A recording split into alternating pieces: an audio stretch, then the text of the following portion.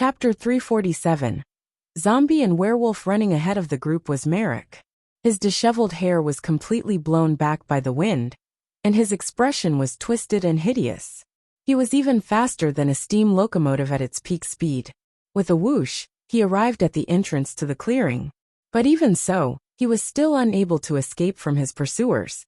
The closest figure to him was a man who had the same pale complexion as himself, with indistinct, dark patches on his face, as if they were healing marks from rotting wounds. The malice in his eyes was completely undisguised and unrestrained. He looked more like a zombie who was craving fresh flesh rather than a human being, and Klein guessed that he was Jason, a Sequence 6. The distance between Jason and Merrick remained within 7 or 8 meters, sometimes lengthening, sometimes shortening. This repeated again and again, as they ventured back and forth. More than 10 meters behind them, a figure was left far behind. It was a thin but muscular man. His hair was shaved very short, and his hair stood erect like spikes. As he swung his arms, the tip of his palms flashed with a metallic light, reflecting the weak crimson moonlight. Those were black fingernails which were as long as daggers. Werewolf Tyre. Klein chanted the person's sequence and name silently. In his mind, the wall that was splashed with blood appeared in his mind. It was a scene with intestines and limbs splattered all over the ground. Tap, tap, tap. Merrick used all his strength as he ran while Jason gritted his teeth and ran as fast as he could. At some point, the healed dark spots on his face began to swell, as if some sort of rotten liquid was about to ooze out. The two of them left the puddles of water and moist soil that were turning into white frost in their wake. The withered weeds were lifted up by the wind created by the two of them. As they slowly fell down, they began to rot and decay at a speed visible to the naked eye. Suddenly, a pale hand reached out of the frosted soil and accurately grabbed Jason's ankle. Pa!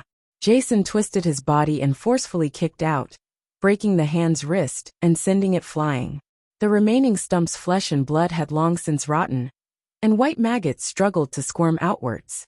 Merrick stopped, pinched his lips with his right hand, and let out a shrill whistle. Bang! Bang! Bang! The soil in different parts of the clearing were lifted, and the expressionless corpses sat up. At the same time, a chilly wind suddenly swirled. Countless transparent shadows seemed to have caught the scent of a bloody feast, and none of them wanted to fall behind as they rushed towards Jason. Some pulled his arms, some pulled his calves, and some even hugged his head. Jason stopped and grunted. The shadows flew out one after another. Some of them screamed miserably and disappeared, while others stayed in their original spots, lost. At almost the same time, Merrick and Jason both raised their right hands, thumbs held up beside their forefingers, with their index fingers aiming at each other. Silently, the air between them exploded as black wisps of air billowed upwards. Merrick took a step back, and a few strands of his disheveled hair withered in a blink of an eye and fluttered to the ground. Merrick, you're still so weak. You still don't understand how to use the power of desire, Jason said with a low, hoarse laugh. At this moment, Werewolf Tyre had already arrived at his side. As for Steve, the Sequence 5 Beyonder in charge of the operation, was nowhere to be found. Don't be in such a hurry to finish off Merrick. Wait for Sharon to come and save him. Lord Steve is about to arrive, Werewolf Tyre whispered to Jason. He then extended his bright red tongue and licked his lips. I wonder what Sharon will look like when she has her clothes off. Before he could finish his sentence, he suddenly saw Jason turn his head. His face was deathly pale, and there were two identical figures in his eyes. Black regal dress, light blonde hair, exquisite face and pale skin. Pa! He struck out with both palms and gripped Werewolf Tyre's neck. The creaking sound of bones giving way sounded out. Wraith Sharon had attacked. Tyre inhaled sharply, making his neck bulge like a water pipe. It grew strands of stiff black hair, and briefly resisted the force that would snap his windpipe and neck. His eyes gradually rolled backward, showing its whites as his red tongue hung out and sticky saliva drooled down his lips. However, his right hand had accurately reached into his pocket. He had cracked a preset spirituality seal. The empty clearing, together with the warehouses, suddenly lit up as crimson moonlight filled the entire area. Jason's grip on Werewolf Tyre's neck began to weaken, and a figure in a small, soft hat appeared behind him. Tyre's face broke into a smile that was both smug and cruel. His right hand took out a miniature full moon from his pocket, a crimson full moon. It was a dark red accessory that constantly emitted a serene luster. Shaped like a full moon, it had crimson rubies embedded along its circumference. In the middle was a symbol that symbolized the moon, as well as many other mysterious labels. Sharon narrowed her eyes instinctively and retreated 2 steps back. Her incorporeality slowly receded. Her legs no longer seemed capable of supporting her weight. She fell limply to the ground, her black and complicated regal dress stained with dust and mud. Werewolf Tyre raised the palm-sized round accessory high up into the air, laughing as he gasped for breath. Lord Steve was right. You would definitely attempt to counterattack. And Sharon, your target for possession would definitely be Jason, whose sequence is higher than mine. Therefore, the Scarlet Lunar Corona was given to me. Guess, where is he now? This isn't as Sharon had expected. It seems like I can only choose the best opportunity to strike myself. Klein frowned as he heard this, and he forcefully suppressed the anxiety in his heart. At this point, Werewolf Tyre was in no hurry to attack. He knew that the longer the effects of the Scarlet Lunar Corona lasted, the weaker Sharon would become, and the more Merrick would be in pain. In Jason's cold eyes, which usually had a hint of savagery and madness, there was no longer any rationality in them left. He was also affected by the Scarlet Lunar Corona, but he was used to indulging in his desires, so he didn't feel any pain. Instead, he felt a thirst for the fresh flesh before his eyes. Gasp! Jason let out a low, inhuman growl from his throat. His exposed skin and hair turned white. At that moment, Sharon raised her arms with difficulty and used her left hand to remove the black glove that she wore on her right palm.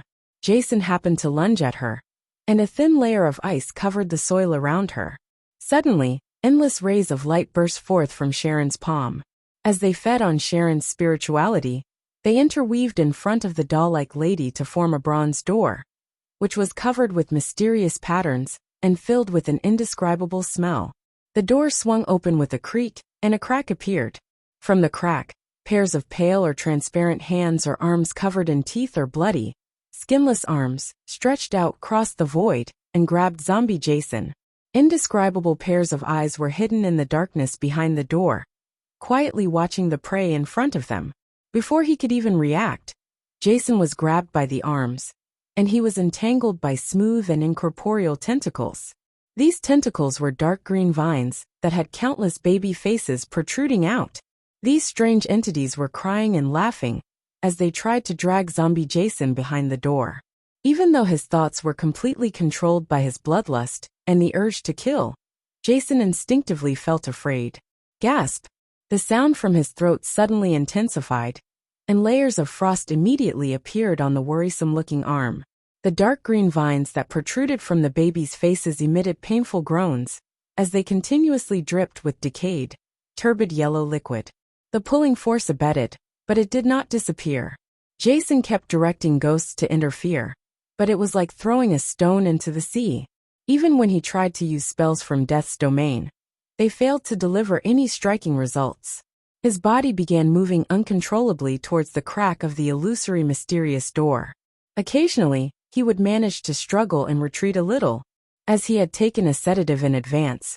Merrick was not completely taken down by the pain.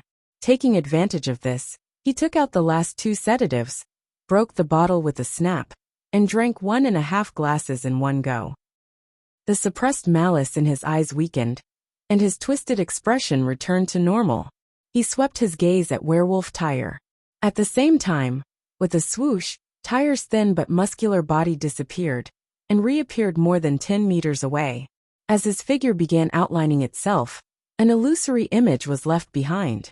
A black aura that seemed to be alive rose up from the ground, pierced through the remnant images, and disappeared with a flicker. Tyre hadn't used Blink, as his sequence didn't have the corresponding Beyonder powers to do so. He had relied on the Scarlet Lunar Corona to push him to his maximum speed. The speed at which he moved at produced afterimages. At that moment Klein, who was hiding in the shadows at the top of the warehouse, also reached into his pocket with his left hand, touching the iron cigarette case. He removed its surface spirituality cage and gently opened the case. He was sure that Wraith Steve had already arrived at the scene.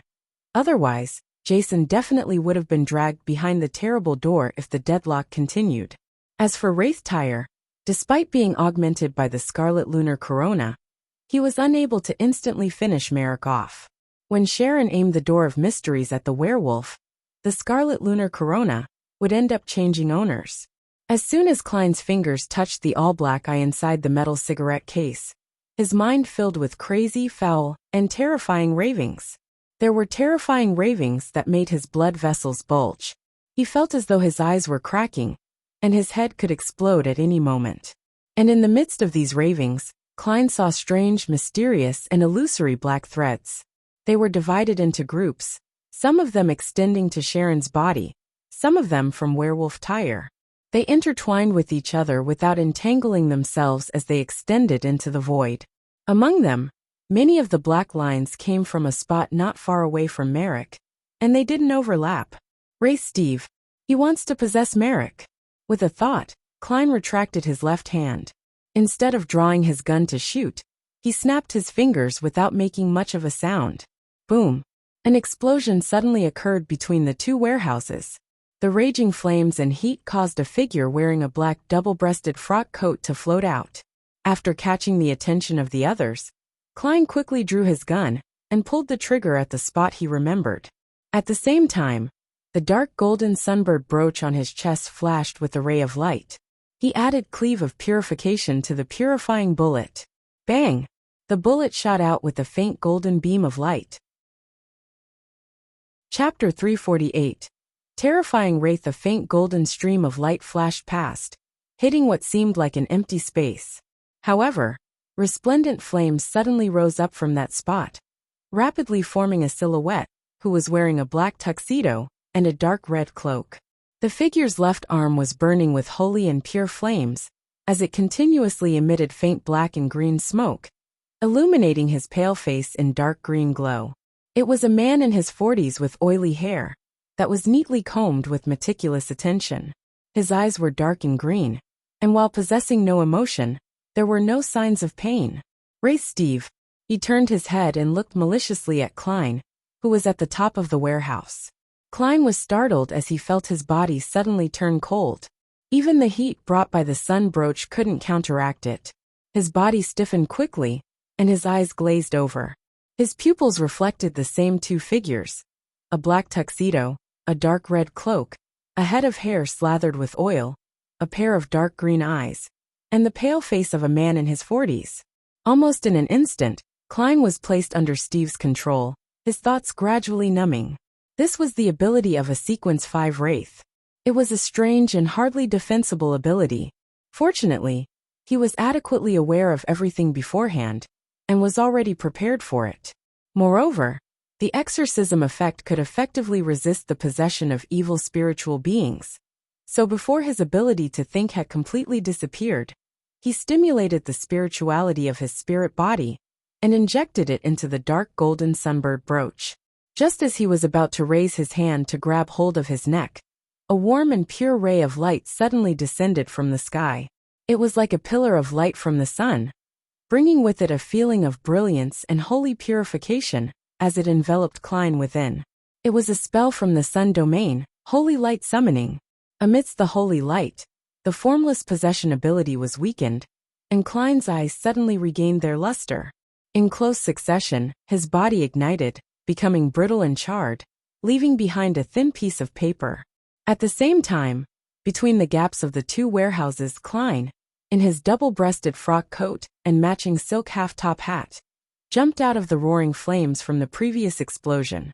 His cane had been thrown away somewhere long ago, and the same figure floating above his head had also been successfully destroyed by the flames. It turned into pieces of ashes and scattered in every direction. Before Klein could confirm his situation, he felt an invisible grip on his ankle. There was a firm grip on his calves, arms, chest, and clothes. In his spirit vision, which had long been activated, Klein saw blurry, transparent figures. Some of them were incomplete, some were covered in blood, some of them had burnt black skin, and others were pale and cold. Phew! A cold wind of unknown origins blew at his neck, making his hair stand on end, and made his body tremble uncontrollably. The dark golden sunbird brooch in front of him suddenly flashed with a brilliant light, and golden illusory flames started flaring up around him one after another. These flames emitted the aura of the sun, and because they were so dense, they formed a sea. This was the fire of light, from the sun domain. The ghastly ghosts around Klein shrieked silently and vanished, and the cold wind at the back of his head was replaced by the scorching heat of the sun brooch. Klein, who was temporarily safe in this environment, couldn't help but sigh in fear. Even though he had prepared ahead of time, and had obtained items to counter his opponent, a one-on-one battle with the Sequence 5 Wraith was still precarious. The performance had almost ended in failure from the very beginning. Not too far away from Merrick, the dark red-cloaked Steve's figure turned slightly incorporeal. The bright flames on his left arm were quickly extinguished under the onslaught of the black aura. His eyes shone with dark green light, filled with malice and desire. He seemed to have lost his mind and ability to think. At this moment, with the shot's warning, Merrick had distanced himself and directed the numb-faced zombies who had crawled out of the earth to surround Werewolf Tyre. He created slippery layers of ice and rotting sludge in an attempt to affect his enemies' movements. Werewolf Tyre held onto the tiny full moon that was emitting crimson light as he ran without stopping. When he was blocked by a zombie, he casually swiped down. Whoosh! The zombie was immediately split into 6 pieces. The long rotten flesh and wriggling maggots sprinkled all over the ground. Werewolf Tyre froze for a moment, looking at his claws in disbelief. Only then did he understand that the augmentation that the Scarlet Lunar Corona brought him wasn't only restricted to speed. He felt that he had mastered some powerful and strange spell. Tyre stopped running and turned to face the pale Merrick. At this moment, Zombie Jason was drawing closer to the illusory but mysterious door. His body was covered with dark green vines that had protruded from the faces of the babies. He was being dragged by arms that were either full of teeth or were skinless. His eyes were almost touching the crack of the bronze door as he stared coldly at the indescribable eyes hidden in the darkness. It was as if that place was the final resting place for his heart. No, his body, which was controlled by bloodlust and the desire to kill, shouted out shrilly. Werewolf Tyre, who was about to counterattack, stopped instantaneously. Clenching his teeth, he threw the miniature version of the Crimson Full Moon at Steve. Only by allowing a Sequence 5 Beyonder to regain his strength would he be augmented, allowing the battle to come to a quick end. Only then would Jason have a chance of being rescued. Upon seeing this, Klein's eyes lit up, and he immediately snapped his fingers. Pa! Boom! In the Scarlet Lunar Corona's trajectory, a pre-buried explosive threw up the soil, blew out a strong impactful gust of wind, and set off a scarlet flame. Being struck by this, the Scarlet Lunar Corona was redirected and landed in another direction. Boom! Another explosive blew up, inducing a fiery light to rise up. Klein leaped up and pounced at the Scarlet Lunar Corona, which wasn't too far from him. Suddenly, a pale palm appeared right in front of the Scarlet Lunar Corona's landing spot and grabbed it. It was none other than Steve, who had disappeared and then reappeared. His instincts made him chase after the full moon. Pa! With a soft sound, Steve grabbed the Scarlet Lunar Corona. His dark green eyes, which were full of malice and desire, gained a trace of spiritual luster. This caused him to return from the form of a pure wraith to a Sequence 5 powerhouse. He smirked at Klein. He wasn't in a hurry to deal with this weak opponent, so he let his figure disappear once more. Klein, who had already thrown himself out, rolled twice, reached into his pocket with his left hand, and once again gently flipped open the iron cigarette case. He touched Rosego's all-black eye. Amidst the ravings that caused his tears and snot to constantly flow, Klein saw more strange black lines, and from their origin, he caught a glimpse of the invisible Steve. He was closing in on Sharon, who was slumped to the ground weakly at high speeds. He wanted to control her, rescue Jason, and put an end to the battle. Sharon was their main target for this operation. Klein suddenly retracted his left hand, and with a thought, he once again injected his spirituality into the sun brooch. 2. 1. A holy beam of light descended from the sky, enveloping Sharon from behind. Steve, who was wearing a dark red cloak, suddenly appeared a few meters away, barely avoiding the holy light. With the augmentation of the scarlet lunar corona, his speed was already frightening to the point of him being capable of effectively dodging in an instant. But at the same time, the genuflecting Klein had raised his right hand and pulled the trigger of the revolver. His target was Jason. A resplendent bullet flew out, aimed directly at Jason's back, and was about to help him enter the bronze door of mystery.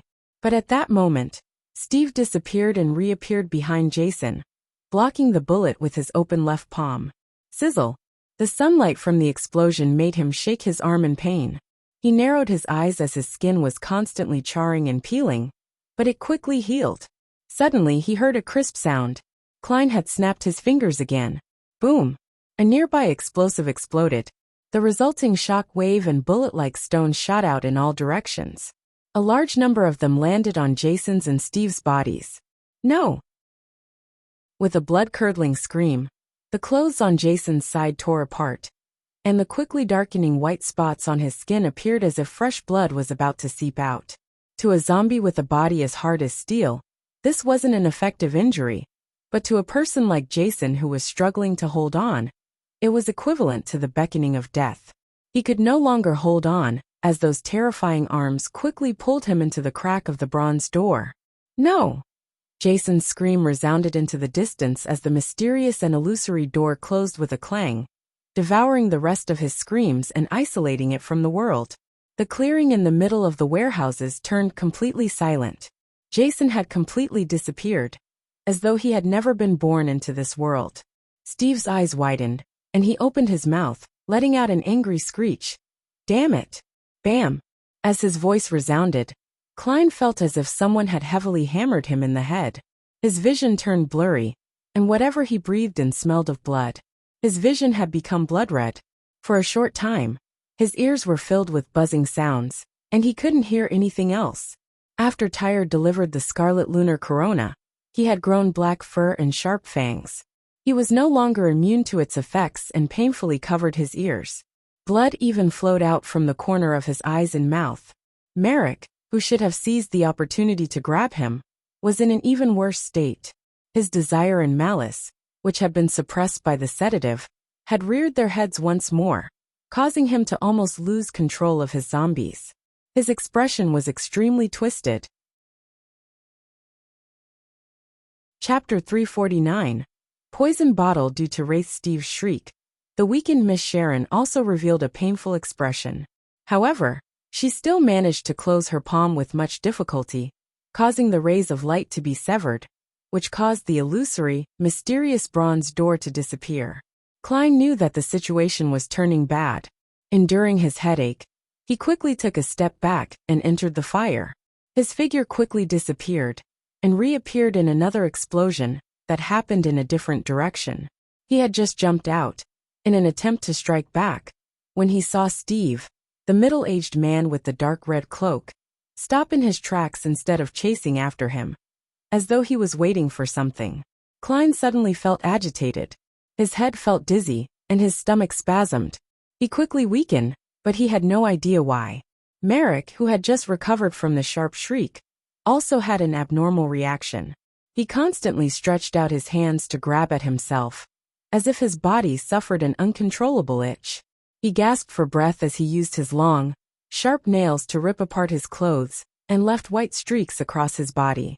The more he scratched, the deeper it became, causing its redness to seep out. Sharon fell to the ground, but she couldn't stand again. Her blue eyes lost their focus, as though she couldn't see anything. Poison, she whispered the word. Not far from her, Steve looked at her tightly clenched fist. He seemed rather fearful of the bronze door that was covered with mysterious patterns and an indescribable smell. He didn't dare to recklessly make a move. In his right hand, he held the scarlet lunar corona, the crimson full moon that was releasing a cold glow. Using his left hand, he took out a brown, translucent glass bottle from his pocket, and he snorted. Biological poison bottle can be used to randomly create different kinds of toxins. As long as you open it, the poisons will gradually spread to its surroundings. It will be effective in less than a minute, and the symptoms will only become worse.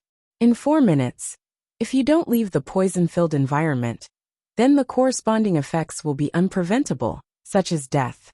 What a pity. I thought Jason would be able to hold on to this moment. Sharon, you wouldn't have been affected since a spirit body isn't afraid of poison, but unfortunately, there's the scarlet lunar corona here, which prevents you from switching states. Perhaps you can give up resisting, and let me understand your hidden charms. He appeared to be leisurely introducing the abilities of the mystical item in his hand, as though he wanted to wait for Klein and company to completely lose their ability to resist before attacking. However, Tyre didn't understand his intention. Under the influence of the scarlet lunar corona, the irrational werewolf started his counterattack without hesitation.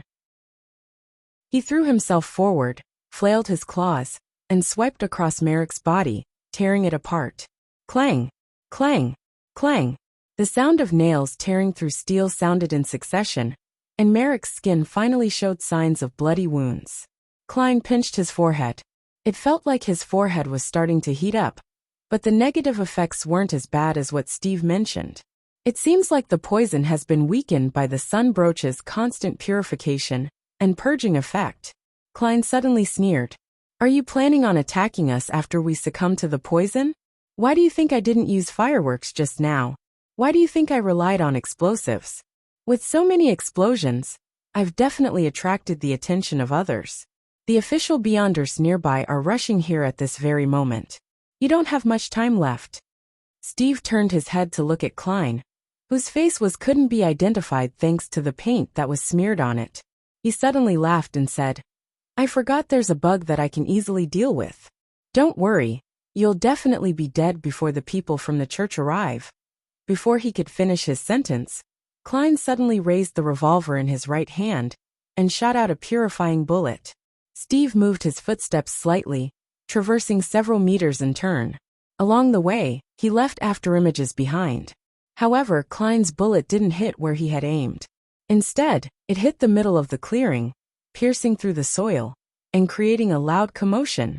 A breeze of spirituality blew past, and both Merrick's zombie and Steve's shadows stopped moving at the same time. In a split second, they charged out rapidly, charging towards the center of the clearing like a pack of hungry dogs at mealtime.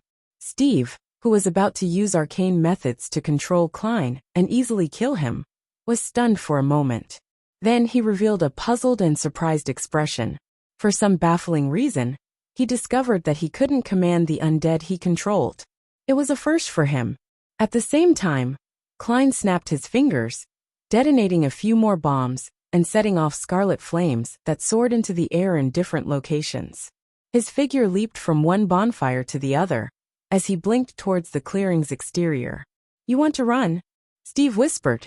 Just as he was about to turn incorporeal to chase after his target, he found that the zombies and shadows had dug out a square metal box and were fighting for the item inside. Soon one of Shadow succeeded. Its body swelled, and seemingly gaining intelligence, it flew in another direction. So that item is used to delay my actions and allow him to successfully escape. Humph, he still doesn't understand what a wraith and the scarlet lunar corona is capable of. Steve temporarily gave up on chasing Klein. Putting away the biological poison bottle, his body suddenly disappeared and appeared on a thin layer of ice that formed in a puddle of water. He relied on his terrifying speed to drag out an afterimage and arrived behind that giant shadow. Steve's eyes flashed with a dark green light. The shadow instantly dispersed without a sound, and the item in its hand dropped.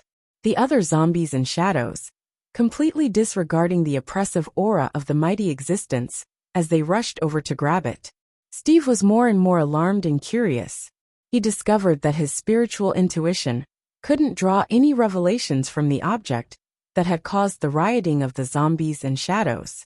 He stepped forward and grabbed the object with his left hand. It was a dark gold key ring. Hanging from it was an ancient and exquisite copper whistle. Beside the copper whistle hung a simple bronze key. They clung closely together, as they remained in Steve's pale palm. At the same time, Steve's scarlet lunar corona in his right hand was quietly emanating a crimson glow, like a miniature full moon. Before thoughts even surfaced in Steve's mind, a faint but very strange sound entered his mind, ripping at his nerves and scraping his scalp. Ah! Steve let out a miserable scream and fell from midair to the ground. The scarlet lunar corona, which he held in his hand, and the key ring with the copper whistle and key were sent flying at the same time. He struggled and twisted on the spot, his body bulging and protruding. There were arms that were as small as babies which grew out of his body, or a foul light yellow liquid that sloshed inside his body. At this moment, a flame ignited again. Klein, who had escaped, leaped out and appeared in the path of the scarlet lunar corona. He didn't attempt to catch the mystical item. Instead, with a gentle flick, he diverted its trajectory, sending it flying toward the weakened Miss Sharon. Steve's cries of pain gradually died down, and the scarlet lunar corona accurately landed on Sharon. Sharon's figure instantly turned incorporeal, and the blue eyes that had lost their focus regained their luster. Clenching her right hand tightly, her left hand held the palm-sized accessory inlaid with a ring of dark rubies. Her body began to float. The scarlet lunar corona allowed its wielder to be immune to the influence of the full moon. Sharon was no longer weak, and in her spirit-body state, she wasn't afraid of the biological poison. At this moment, the zombies and shadows gathered together once again, fighting over the chained master key and Azek's copper whistle. Klein didn't care. He raised his left arm and pointed. The sun brooch on his chest flashed a dark golden glow and disappeared. An intense, bright, and holy light fell from the sky, shrouding the group of zombies and shadows that were fighting over it. In what seemed like daylight, the transparent and bizarre shadows quickly melted and disappeared. The pale and stinking corpses emitted black smoke first before they ignited and burned like candles. By the time the light disappeared, there was almost nothing left except for Azek's ancient and intricate copper whistle and the master key, which were both strung on an already blackened key ring. They lay there silently.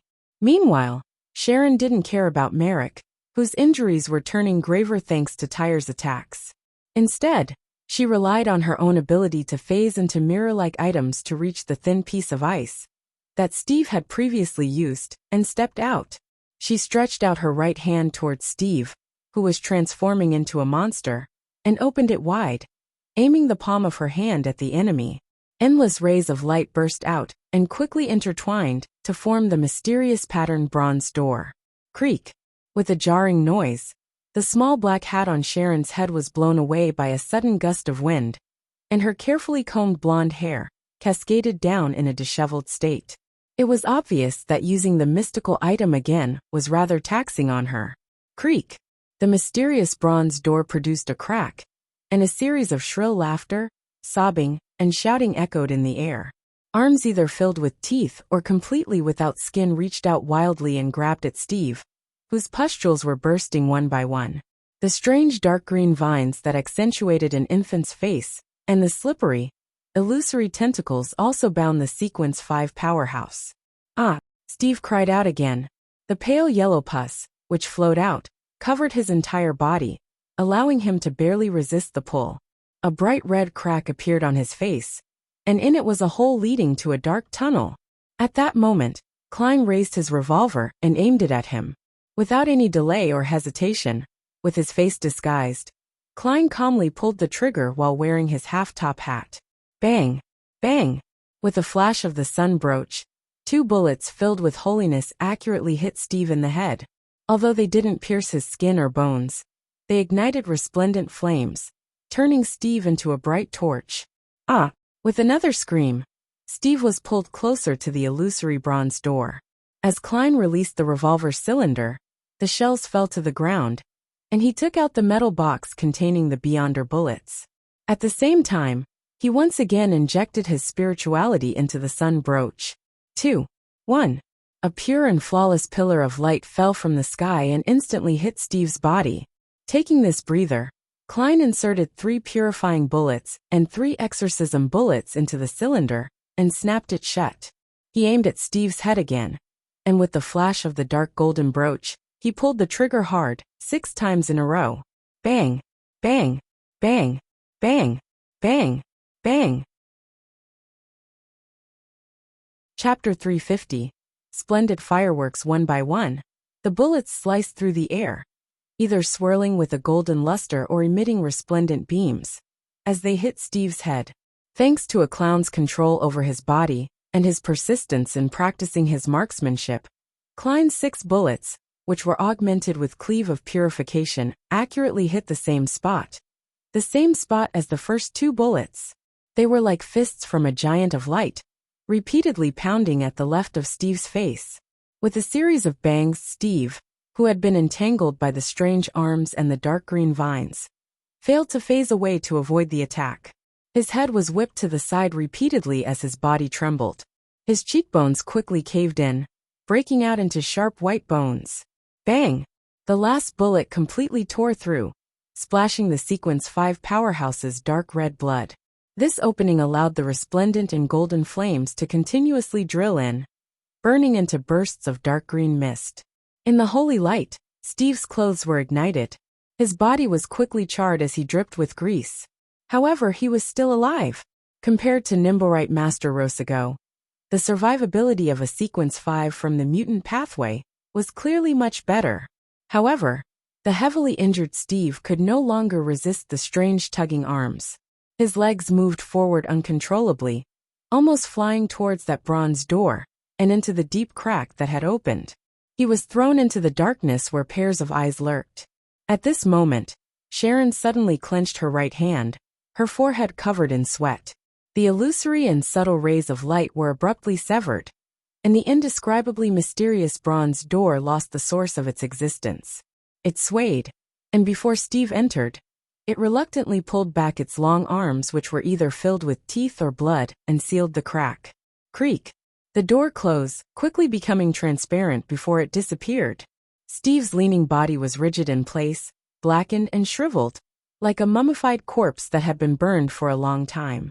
With her right fist tightly clenched, and the scarlet lunar corona on her, Sharon's figure rapidly turned incorporeal. She took a step forward and overlapped with Steve. Klein's spirit vision instantly lost sight of her. However, the charred Steve raised his fists, and abruptly smashed them against his already severely injured head. Bam! His head turned into a pulp like that of a rotten tomato, and milky white spots sprayed out before splattering to the ground. A translucent figure was also expelled. It rapidly spread out, turning into something that looked like a giant jellyfish. Within it was a dreamlike liquid that was swishing, and a pair of deathly pale eyes that were condensing. Sharon was forced out by this strange object, and she reappeared beside it. She suddenly stretched out her left hand, letting out a silent shriek. The ground suddenly turned black, as if it had turned into a muddy deep sea. Twisted bloody vines grew out from it, splitting into many sections, with each section having 4 sharp teeth and an eye. The blood-red vine wildly grew upwards, immediately locking onto the jellyfish-like phantom as it greedily sucked the dreamlike liquid within. The phantom quickly collapsed, and the blood-red vine once again retreated back into the muddy deep sea. But with this delay, the headless, charred Steve began running. He tore across the clearing and headed for the way out. He still wasn't dead despite already losing his head. Steve had only run a few steps when a sudden crisp sound cracked in the silence. Pa! Klein, in a black double-breasted frock coat with a matching half-top hat, turned to him and snapped his fingers. Boom! The dirt beneath Steve's feet was violently lifted, and scarlet flames soared. It spread upward, and when it reached its highest point, it spilled down like beautiful fireworks. Steve's body was torn to pieces from such fireworks. His charred hands, feet, guts, and blood splattered everywhere. One of his fingers rolled to Klein's feet, and the brown, translucent biological poison bottle fell in another direction. The mutilated body, which was the last traces of Steve's existence, squirmed a few times before finally becoming still. In the scene with the blooming fireworks, Klein felt his spirituality become more active, and the powers that still wasn't completely his had become more attuned to him. In response to this sensation, he passed the revolver to his left hand. He took off the silk half-top hat from his head with his black-gloved right hand, and he pressed it to his chest and bowed slightly at Sharon. Sharon's blue eyes looked over. She looked past Klein to the carnage of Werewolf Tyre and Merrick. Sharon's figure disappeared, and Tyre's eyes reflected her image. Tyre stood there stiffly, his black hair standing on end. He raised his arms with great difficulty and pressed them against his head. Kacha! He twisted hard, and his eyes soon saw his spine, which were underneath the cover of his torn clothes. Pa! Tyre twisted and pulled again, pulling his head out of his torso. Throughout the entire process, he didn't let out a single scream or a single word. He held his head, letting the blood constantly drip down. The corpse, which had lost its head, was still standing straight, without toppling. Sharon didn't immediately leave Tyre's body. She appeared to be attempting something. Very soon, bits of dark green light emerged from Tyre's head and body, quickly condensing onto one of his fangs as its core. It seems like Miss Sharon has a way of accelerating the separation of a Beyonder characteristic. The prerequisite to doing so requires her to possess the target, kill the person, and have complete control of the body. Enlightened, Klein bent down and picked up the shells that had fallen to the ground, stuffing them into the metal square box one by one. He was afraid that the investigators, which would subsequently arrive, would find the artisan through the uniqueness of the shells and hence find the woman who had purchased the Briber and Barbarian formulas from him. Then, they would lock onto Eye of Wisdom's gathering, causing his safety to be threatened. As for the bullets, they had long been sacrificed to the corresponding deities in the holy light and flames, just like the materials and charms. Putting the revolver away, Klein was about to take a step forward when Sharon appeared beside the biological poison bottle with an exaggerated speed. She made it float up and land on her palm. Before Klein could think of anything else, the pale woman flicked her wrist and threw him a translucent brown bottle and a dark green fong. To save time, she's helping me pick up my spoils? Klein was startled. He instinctively pulled out a piece of paper and covered the two items. He didn't come into direct contact with them. At this moment, he could see that Sharon's complicated black regal dress had lost its usual tidiness and cleanliness. It fluttered gently in the wind, and a few strands of her light blonde hair were stuck to the side of her face, making her feel more like a person. This biological poison bottle comes with its own lid. I just wonder what negative side effects it has. Klein lowered his head and examined his spoils of war. He used the black cap hanging on the side to reseal the biological poison bottle, so that it wouldn't continue to do him harm. As for the dark green fong, it was the Beyonder characteristic left behind by Werewolf Tyre. As Klein placed the two items into a small metal box he prepared, and he used holy night powder to create a wall of spirituality, blocking off the influence they had on their surroundings. He watched Sharon's figure disappear from the corner of his eyes. Steve's remnant flesh squirmed and produced a nearly translucent point of light. Similarly, he was still on guard against Merrick, lest he suddenly went crazy. Amidst this vigilance, he discovered that the healing powers of a zombie was truly astonishing. The bone-deep wounds from a moment ago had now basically closed. Merrick also gave him a profound look. It was as though he had remembered something and understood something. When he was done, Klein walked a dozen steps away, picking up the square metal box that had been dug up by the zombies and shadows. Then, he found Azek's copper whistle and the master key, which were surrounded by human-shaped candles. He glanced at it and awkwardly realized that he didn't dare to pick them up. The effects of the scarlet lunar corona were still radiating through the clearing. This was the last trap he had set up, one that would never be used unless all other means were exhausted. For this, he had taken the time to visit a hospital's morgue and test out what the corpses would do after they had gotten their hands on Azek's copper whistle. It allowed him to design a corresponding plan. Ahem. Can you stop the influence of the scarlet lunar corona? Klein turned to look at Sharon, who had materialized again. She already had an additional translucent doll in her hand. Without saying a word, Sharon placed the scarlet lunar corona to her chest with her other hand. The circle of rubies quickly dimmed, and the light from the full moon disappeared from the abandoned land. Only then did Klein lean over and grab the keyring with his fingertip, raising up Azek's copper whistle and the master key. Then, he stored them in the square iron box with concave bullet marks and quickly created a seal. Meanwhile, Merrick circled around and dealt with the scene. Sharon pulled up her small black bonnet, and her figure disappeared before reappearing in front of Klein. "The Book of Secrets is in your room," Sharon said calmly. "That is to say, no matter what the end result is, as long as I can make it back alive, I will be able to get a portion of the reward. I wouldn't have gone through all this trouble for nothing." Klein smiled and bowed. "Thank you for your generosity. The official Beyonders will arrive anytime soon. We have to leave." Sharon nodded and asked, "Do you need any help?" "There's no need." Klein chuckled. "I still have lots of fireworks which I haven't released." As soon as he finished his sentence, he raised his hand and snapped his fingers. Boom, boom, boom. The remaining explosives exploded, one by one, sending flames up into the sky. They clustered around the largest and most eye-catching one in the center, producing a dreamy and beautiful scene. Sharon's gaze was instinctively attracted to it for a second, and when she looked back, Klein was no longer there. There was only a spark that gradually dissipated. Away from the clearing, he took a small detour northwest, preventing him from running into any official Beyonders on the way. One match after another was lit on the road, and the flames quickly soared up and then quickly disappeared. Klein's figure constantly emerged from within them as he leaped across the flames and departed the West Balham dock. Immediately following that, he took out a special bottle of extract and wiped it over his face.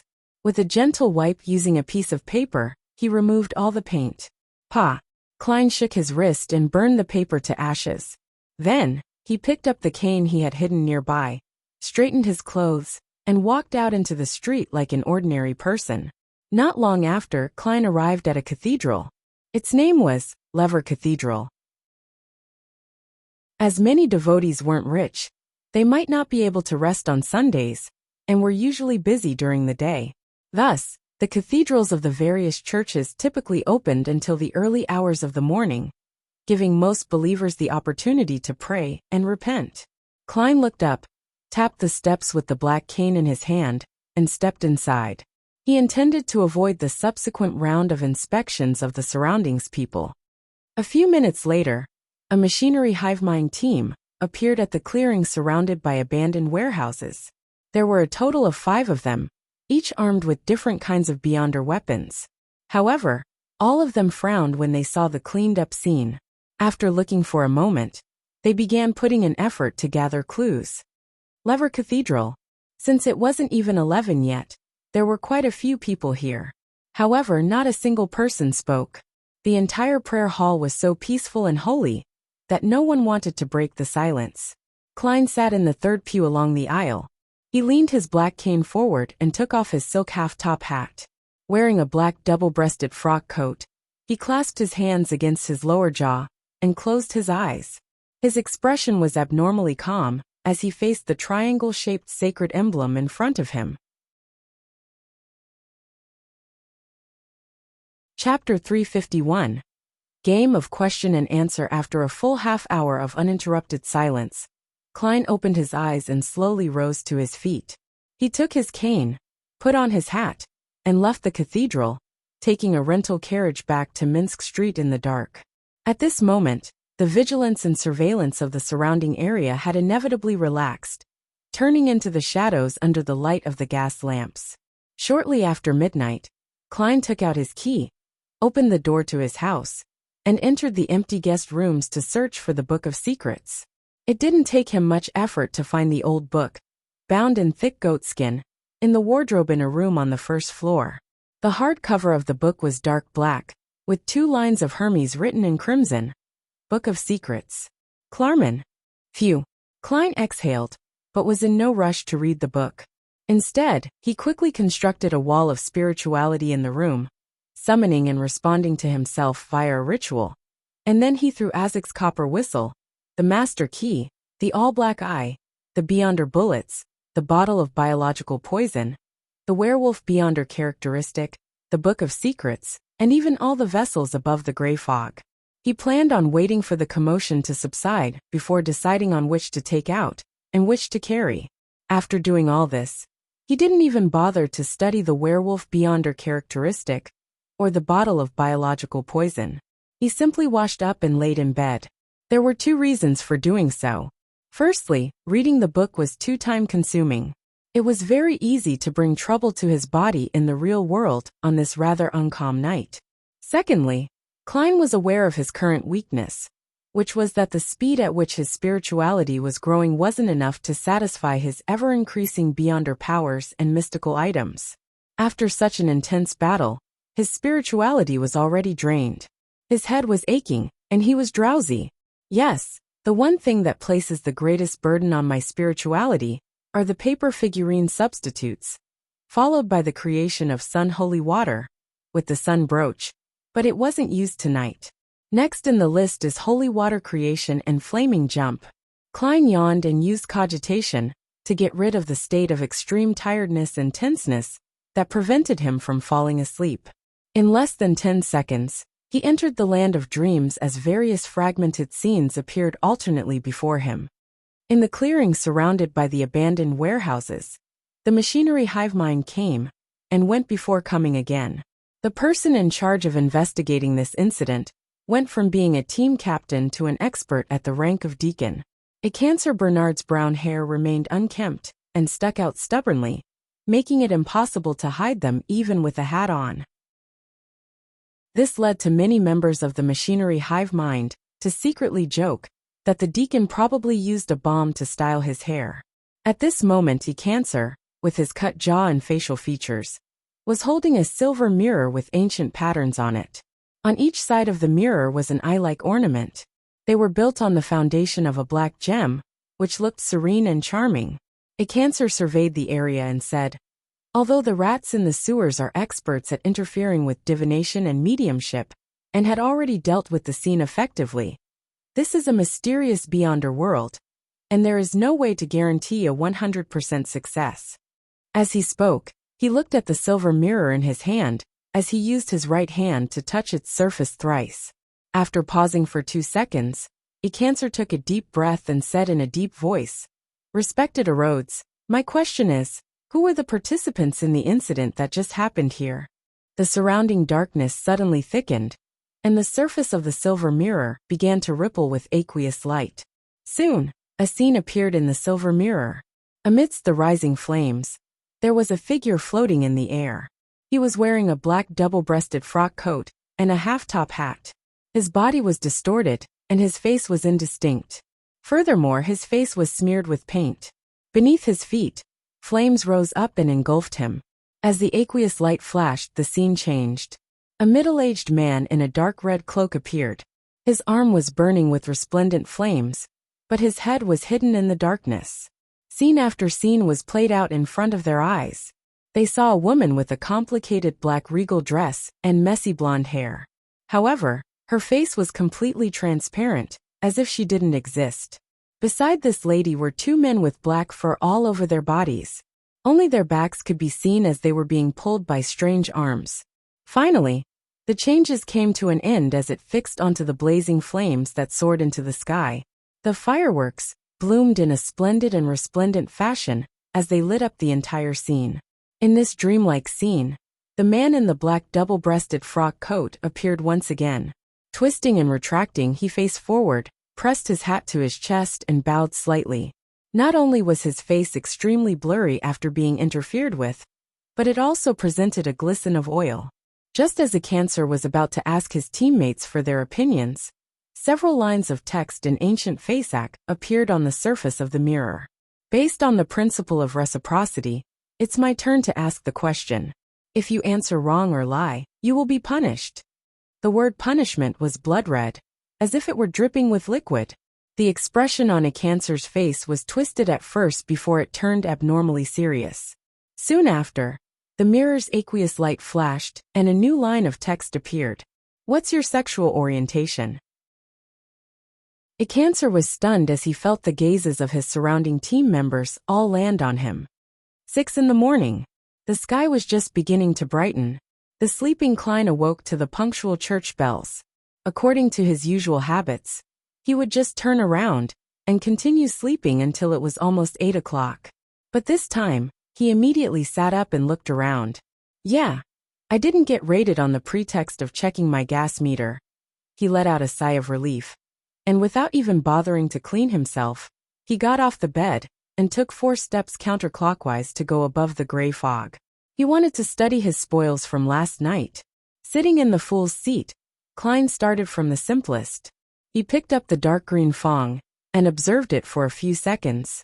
Then, he conjured a pen and paper and wrote the divination sentence. Its effects. This didn't mean that divination could be used as a substitute for experimentation.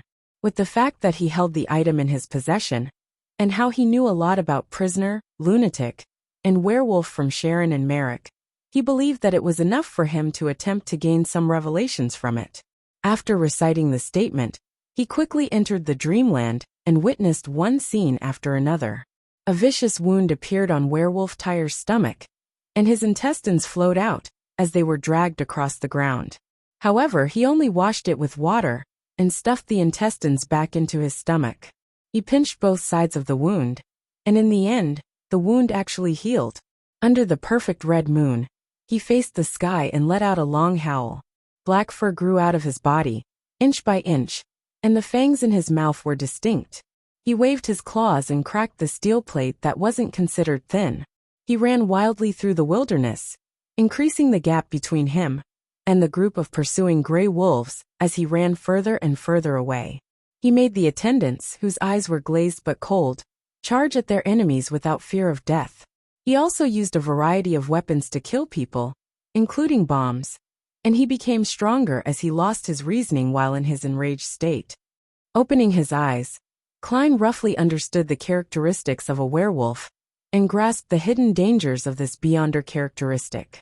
Werewolf Tyre had been under the full moon's illumination, allowing him to be unrestrained towards his desires. After his death, he left a relatively strong spiritual mark, so those beyonders, who would use this beyonder characteristic to concoct a potion to advance themselves to the next sequence, had to resist this kind of effect at an early stage. Otherwise, they would show signs of losing control. However, the negative effects had yet to reach the level of a sealed artifact, and the beyonder characteristic left behind by the werewolf could still be used as the main ingredient for a potion. That's good. Unfortunately, Zombie Jack's beyonder characteristic has been swallowed by that strange door. I wonder where it leads to, and if there's a way to get it back. Klein put down the dark green fong, feeling both regret and sadness for his loss, before picking up the bottom of brown translucent biological poison. He repeated the same procedure and performed a dream divination, but this time he didn't have the confidence to gain a detailed revelation. Therefore, he changed the divination statement to, its positive and negative effects. In the gray gloom of the dream world, Klein once again saw tragic scenes. Someone fell to the ground, scratching himself and ripping off his skin, flesh, and even bones. Another person held his head, his eyes losing focus while his auras weakened. One kept vomiting. Towards the end, the person who died was convulsing. Someone burst out laughing so hard that he couldn't even breathe. Some people stopped fighting and looked at each other. Then they hugged and kissed each other. When the scene reached the end, the translucent brown bottle was placed into a cup with water. The transparent liquid inside gradually turned amber in color and was drunk. The person holding onto the bottle of biological poison was weakened at first before coughing. Then he touched his forehead. He found himself scalding as his condition turned for the worse. The dream quickly ended. Klein tapped his finger on the edge of the long table as he attempted to interpret the revelation with great difficulty. According to Steve, the earlier revelations mean that after the biological poison's bottle lid is removed, it would keep emanating its poison. As for which poison the opponents gets inflicted by, it's completely random, and even the wielder is unable to control it. The poison inside is really quite abominable. The effective range of the poison cannot be deciphered via a revelation. Soaking it in water and drinking the amber liquid in advance would prevent one from getting poisoned? But how many minutes should the soaking take? Even if the person holding the biological poison bottle doesn't open the lid, their bodies would get worse as they slowly get infected, and the ailments become serious? What's the exact cutoff time? Klein rubbed his forehead, intending to do some experiments above the gray fog when he was free. But he didn't know if the biological poison bottle was effective in there. For example, in his current spirit-body state, he wasn't afraid of being poisoned at all. I'll leave it at this. I'll study it in detail in the future. Klein turned his attention to the Book of Secrets, which was bound in goatskin. He then casually flipped to the first page. It was a title page with simple patterns on it, but with nothing written on it. Flipping another page, Klein finally saw the opening line of the Book of Secrets. We worship the moon, not the Evernight goddess. Chapter 352.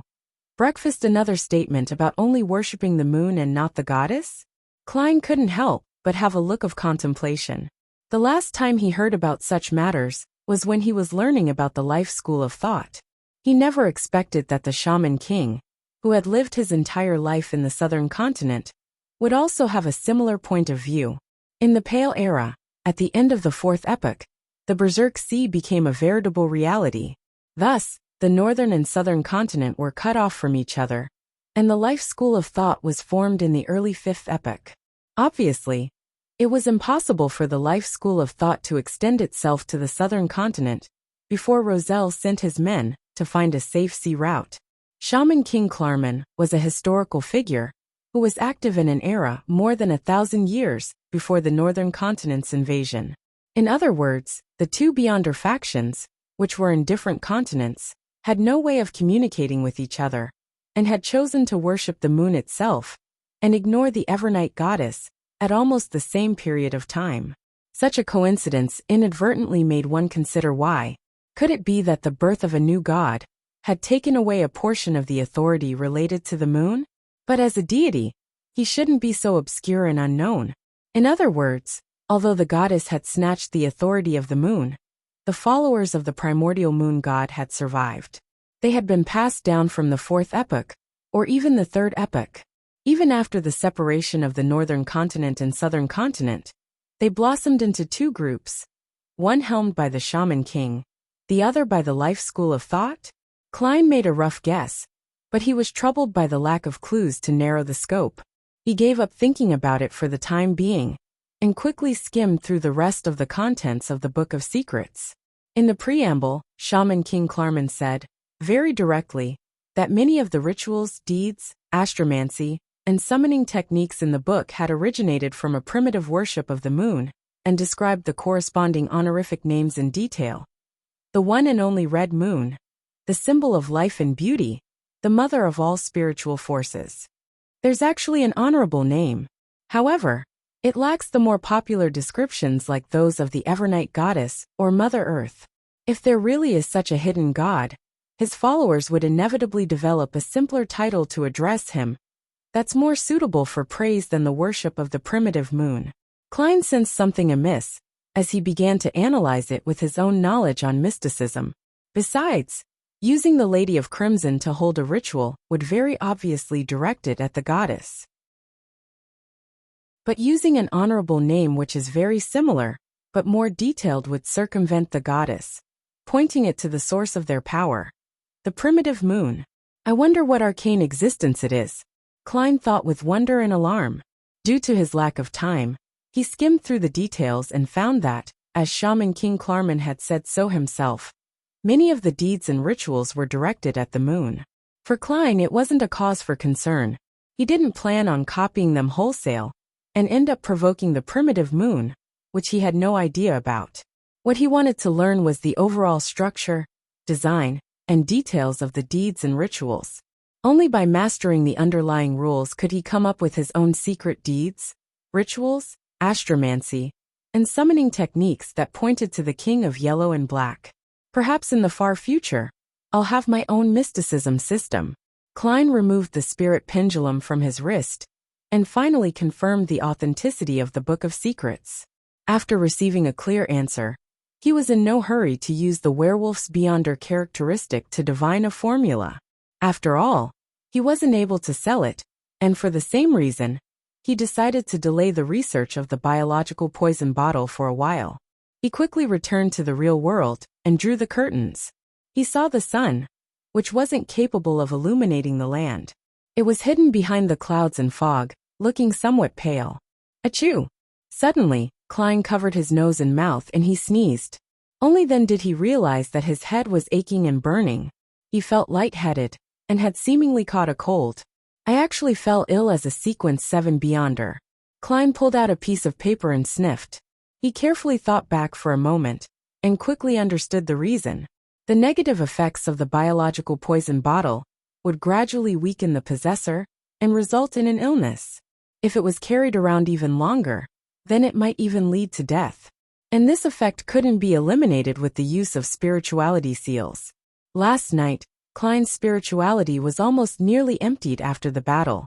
While his body was still weak from the poison, he still carried the biological poison bottle with him and hid in Lever Cathedral for half an hour, adding the time spent on his return to Minsk Street, and he had embarrassingly fallen ill. Thankfully, it's not serious. It doesn't affect anything. Klein sneezed again as he prepared to soak himself in a hot bath. After washing his face and rinsing his mouth, he specially fried an egg to reward himself. The fragrance was truly tantalizing.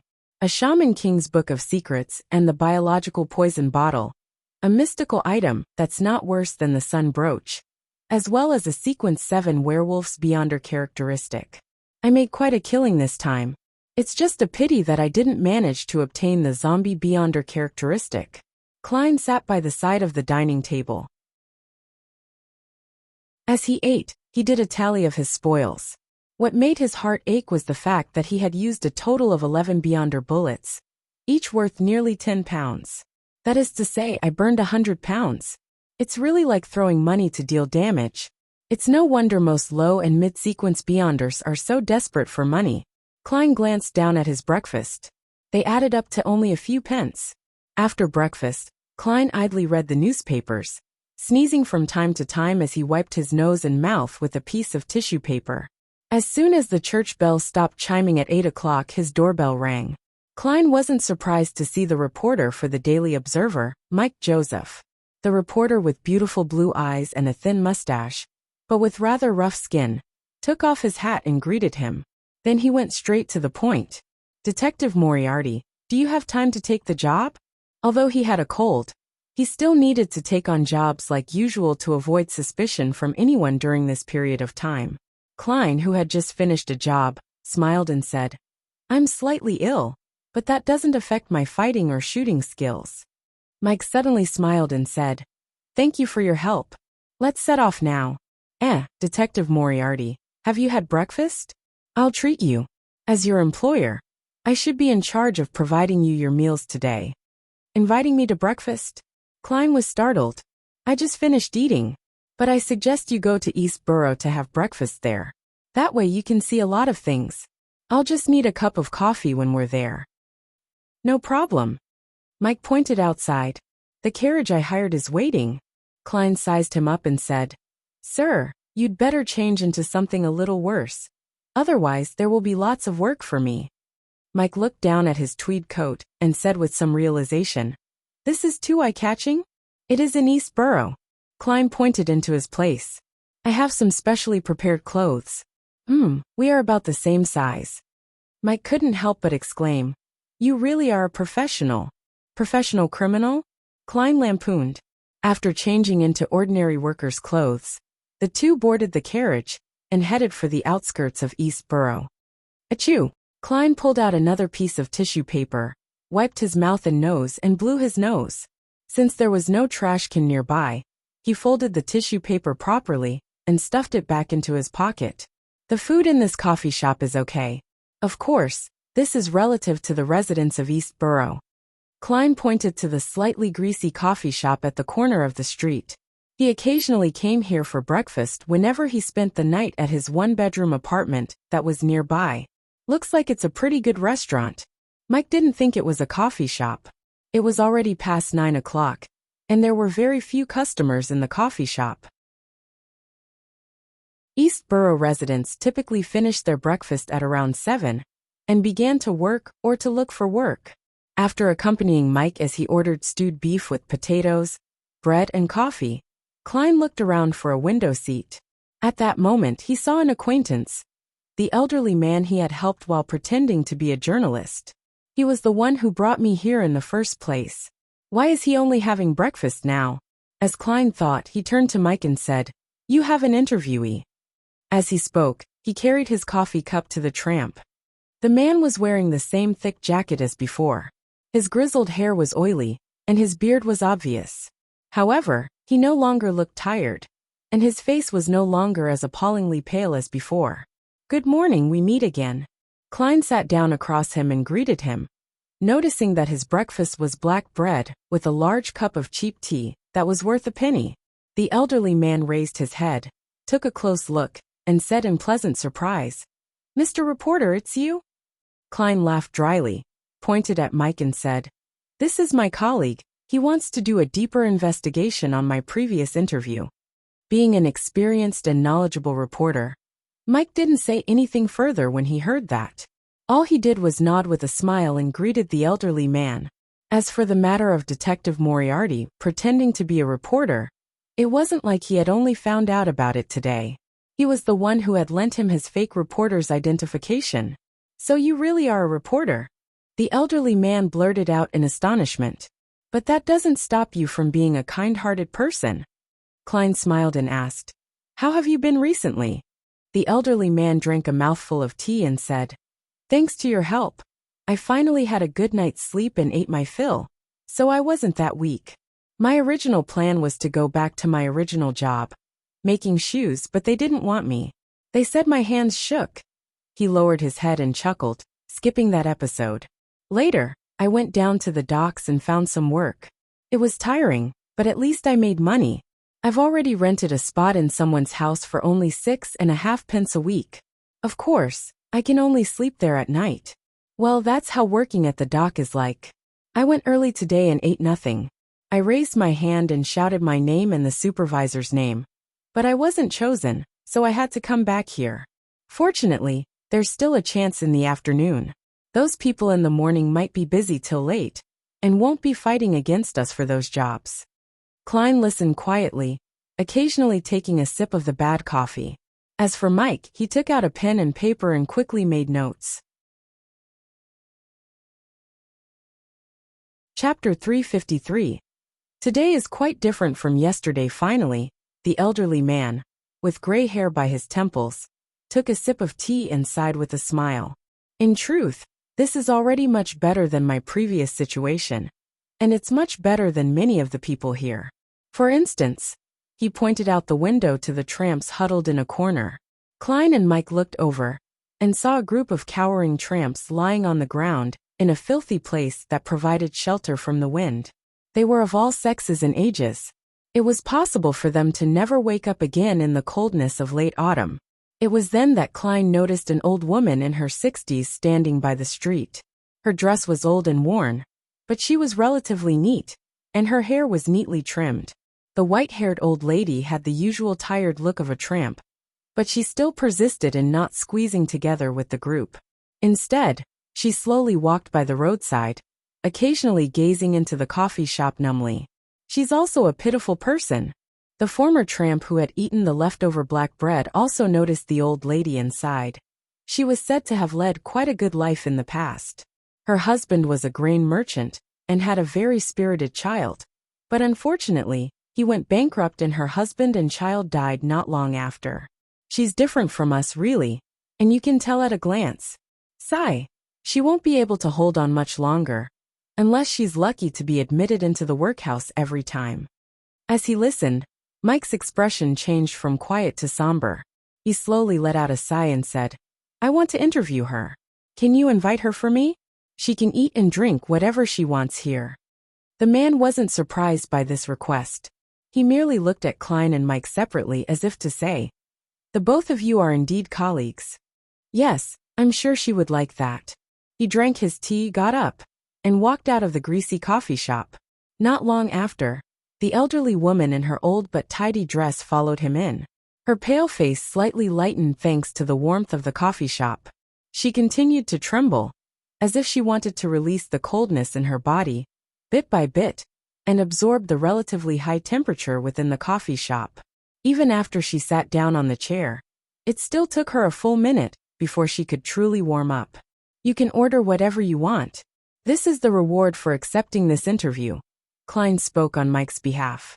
After Mike nodded, the old lady modestly ordered toast, low-quality cream and coffee. Then she smiled and said, I heard that one cannot eat greasy food after not having eaten in a while. Very polite, very self-restrained, not like a tramp at all. Klein sighed silently. Before the food arrived, Mike asked casually, Can you talk about how you became a tramp? The old lady revealed a look of reminiscence and said with a bitter smile, My husband was a grain merchant who mainly bought all kinds of grain from domestic farmers. But we rapidly went bankrupt ever since the Grain Act was repealed. He wasn't very young to begin with. After suffering that setback, his body quickly collapsed.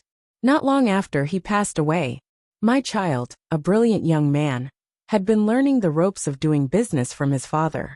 He couldn't suffer the blow, and he ended up jumping into the Tussock River on a moonless night. His first suicide didn't work. He was sent to the magistrate's court, and the police and judges were very impatient, feeling that he was wasting their time. If you want to commit suicide, please do so quietly and successfully. Don't trouble us. Yes, that was probably what they wanted to say, but they found it too direct. My child was put in prison. Not long after, he committed suicide for the second time and succeeded. The old lady spoke very calmly, as though it wasn't something that had happened to her. But for some reason, Klein felt a deep sense of sorrow. Nothing is more lamentable than a dead heart. He suddenly recalled the saying he had heard in his previous life. In this world, suicide was not only prohibited by the churches, but it was a punishable crime. As for the reason, Klein knew very well why. First of all, many suicides were committed by jumping into a river, and without being discovered in time, there was a certain probability of them turning into a water ghost. Second, the suicider often had very abnormal emotions. Thus, under such states, ending their lives was equivalent to a sacrificial offering, which could resonate with particular strange and terrifying existences. Thus, their corpses and certain objects that were around after them after their deaths would carry strange curses that harmed others. This was probably where the misfortune cloth puppet behind Tianjin City's Chinese Gate came from.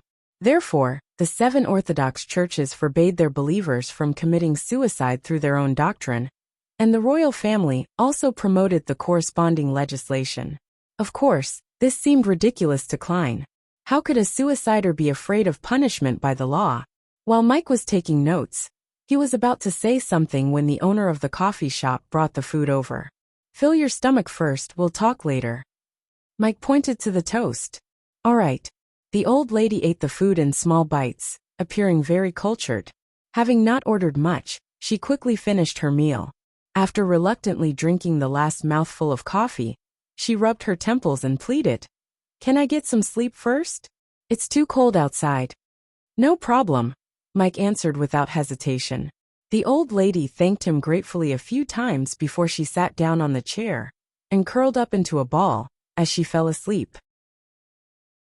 Mike looked at the man beside him and said, You seem to be very familiar with this place.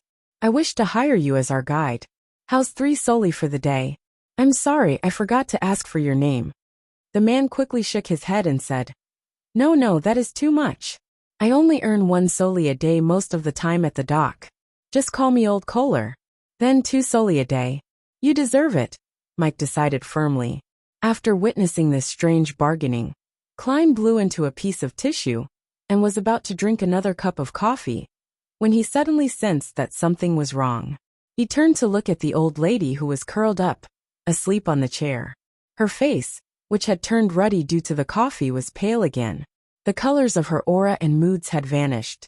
Klein stood up and subconsciously extended his hand to check the old lady's breathing. As Mike and Kohler looked at him in surprise, he said heavily, She's dead. Mike opened his mouth, but no words came out. Kohler tapped his chest thrice and said with a bitter smile, I knew she wouldn't be able to hold on for long. Such things happen every day in Eastborough. At least she filled her stomach and died in a warm place. I hope. Haha. I hope it will be the same for me in the future. Klein was silent for a moment before he said, Kohler, go and get the police. All right. Kohler tapped his chest thrice once more and ran out of the coffee shop. The boss glanced over but didn't come over. It was as though it wasn't something he needed to concern himself with. After a while, a policeman in a black and white checkered uniform, carrying a baton and revolver, entered the coffee shop. He looked at the dead old lady, asked Mike and Klein a few questions, then he waved his hand and said, That's all there is to this. The three of you can leave after I get someone to collect the corpse. That's it, Mike blurted out in surprise. He was obviously not very familiar with East Borough. The policeman sneered. Such incidents happen in large numbers every day in East Borough. He rolled his eyes and looked at Klein and Mike. You don't look like people from around here. Who are you? What's your identity? Mike produced his press identification, and Klein said that he was a private detective responsible for protecting him. The policeman's face turned serious as he looked at Klein and said, I suspect that you're carrying a gun illegally. I want to search your belongings. Please cooperate with me. Otherwise, it will be considered a case of resisting arrest. Mike was suddenly worried, because he knew that private detectives were usually unlawfully possessing firearms. Klein expressionlessly spread out his hands. All right. He let the policeman search him, but nothing was found on him. After the old lady's corpse was taken away, the disappointed policeman left. Mike clenched his fist and pounded on the table. A living person just died here.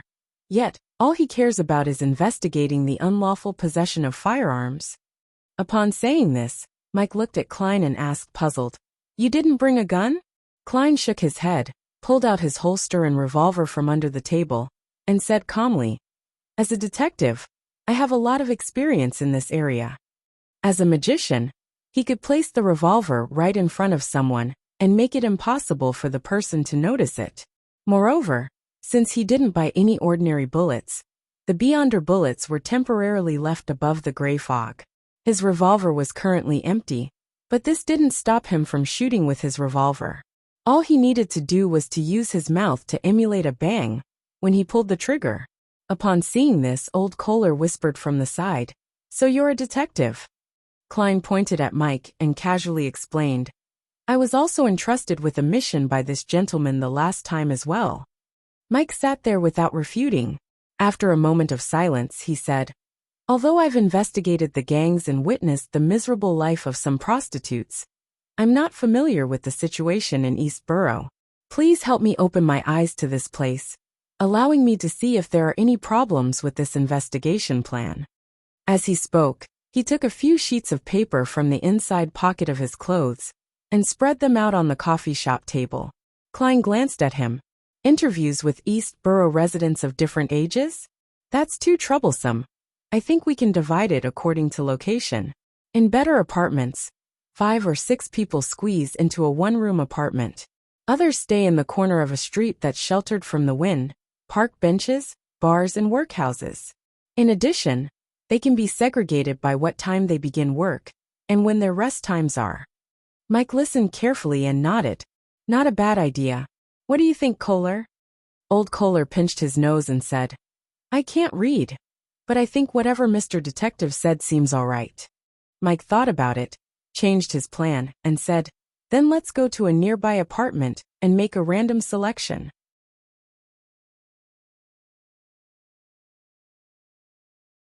Chapter 354.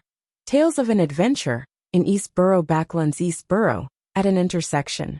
Mike Joseph saw a number of pitiful-looking children in rags along the street. He wiped his mouth with a handkerchief and planned to head over to give them some pennies. However, his action was stopped by the former tramp old Kohler. They're thieves. Thieves? What about their parents? Or are they controlled by the gangs? As a senior journalist, Mike had never been to the East Borough, but he had heard of instances of a few gangs controlling street children to steal and beg. Parents? They either don't have parents, or their parents were once thieves or might still be thieves. Of course, Mr. Reporter, you're right. Many of them are under the control of gangs, and it's said that the gangs will teach them how to steal. For example, they will hang a gentleman's coat on a wall, put a handkerchief in the pocket, and hang a pocket watch on the outside. And through repeated practice, the children will attempt to steal the handkerchief without shaking the pocket watch. This is what I heard from others while at the workhouse when I was homeless. Old Kohler babbled on. I remember the youngest thief ever caught on this street was only 6 years old. Sigh, 6 years old. He seemed to recall his child who was lost to a disease and couldn't help but take out a cigarette from his pocket. He couldn't bring himself to smoke it, so all he did was take a sniff. 6 years old. Mike was stunned by this number. Klein quietly listened inside. This is East Borough. He looked around, composed himself, and said, this place is closer to the jungle than to human society. Our interview has to be treated as an adventure. You have to learn how to avoid the territory of dangerous creatures. But you must also avoid those little things that don't seem to be too harmful to you. Well, I'm talking about mosquitoes in the jungle. Mike, if you expose the thickness of your wallet to those kids, then even if you protect it well, and don't let them steal it, robbery is a destined outcome during the rest of the adventure. If you dare to resist, then perhaps there will be one more body floating in the Tussock River tomorrow morning. Mr. Detective, you're absolutely right. There are so many people in East Borough. No one pays notice to the few missing people every day. Old Kohler agreed. Mike listened intently for a few seconds, and after a few seconds of silence, he suddenly said, 35 million. Because of his cold, Klein's throat was obviously a little hoarse.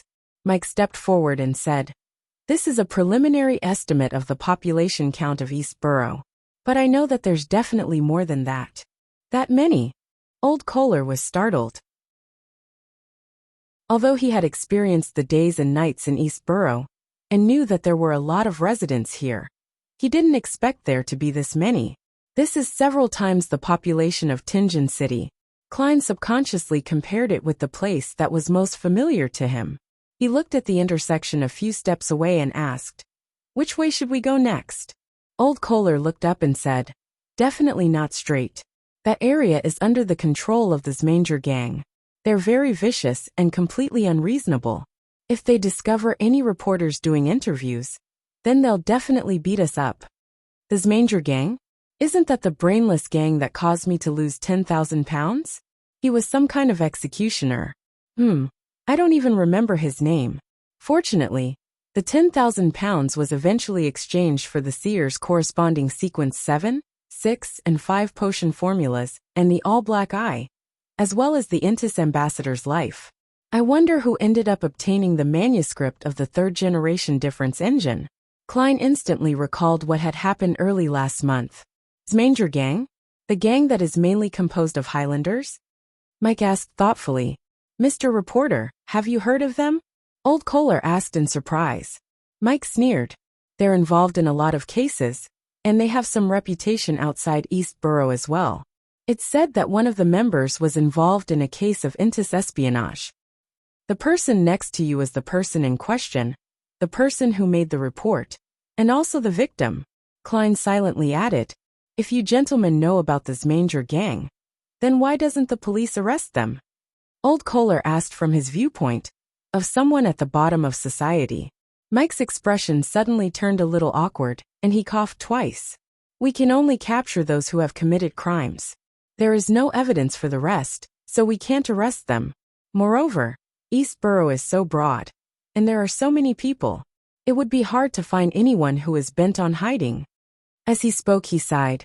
It's easy to destroy one's Zmanger gang, but as long as a Highlander comes to Backland, and if they keep up their strong tradition of being combative, while failing to find any other means of earning a living, it's only a matter of time before a new Zmanger gang appears. This is a complex social issue. Klein pointed to the left and right. Pick one. Old Kohler looked at the right side of the street. That's where the Proscrito gang is active. As long as we don't provoke the girls who do business on the streets or in the bars, they won't notice us. It's still morning, so there shouldn't be any problems. They're still sleeping.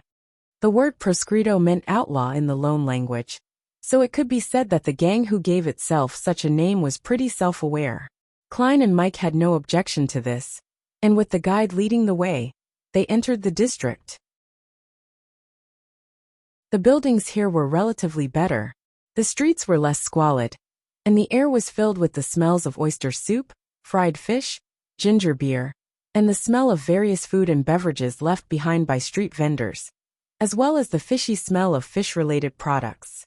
While walking here, Klein felt an inexplicable sense of familiarity. It was as if he had returned to Tianjin City, to Iron Cross Street, and to the street outside the apartment where he had originally lived in. The only difference was that Backland was closer to the sea and had more traffic. There was a lot more fish. This is a relatively good apartment in this area.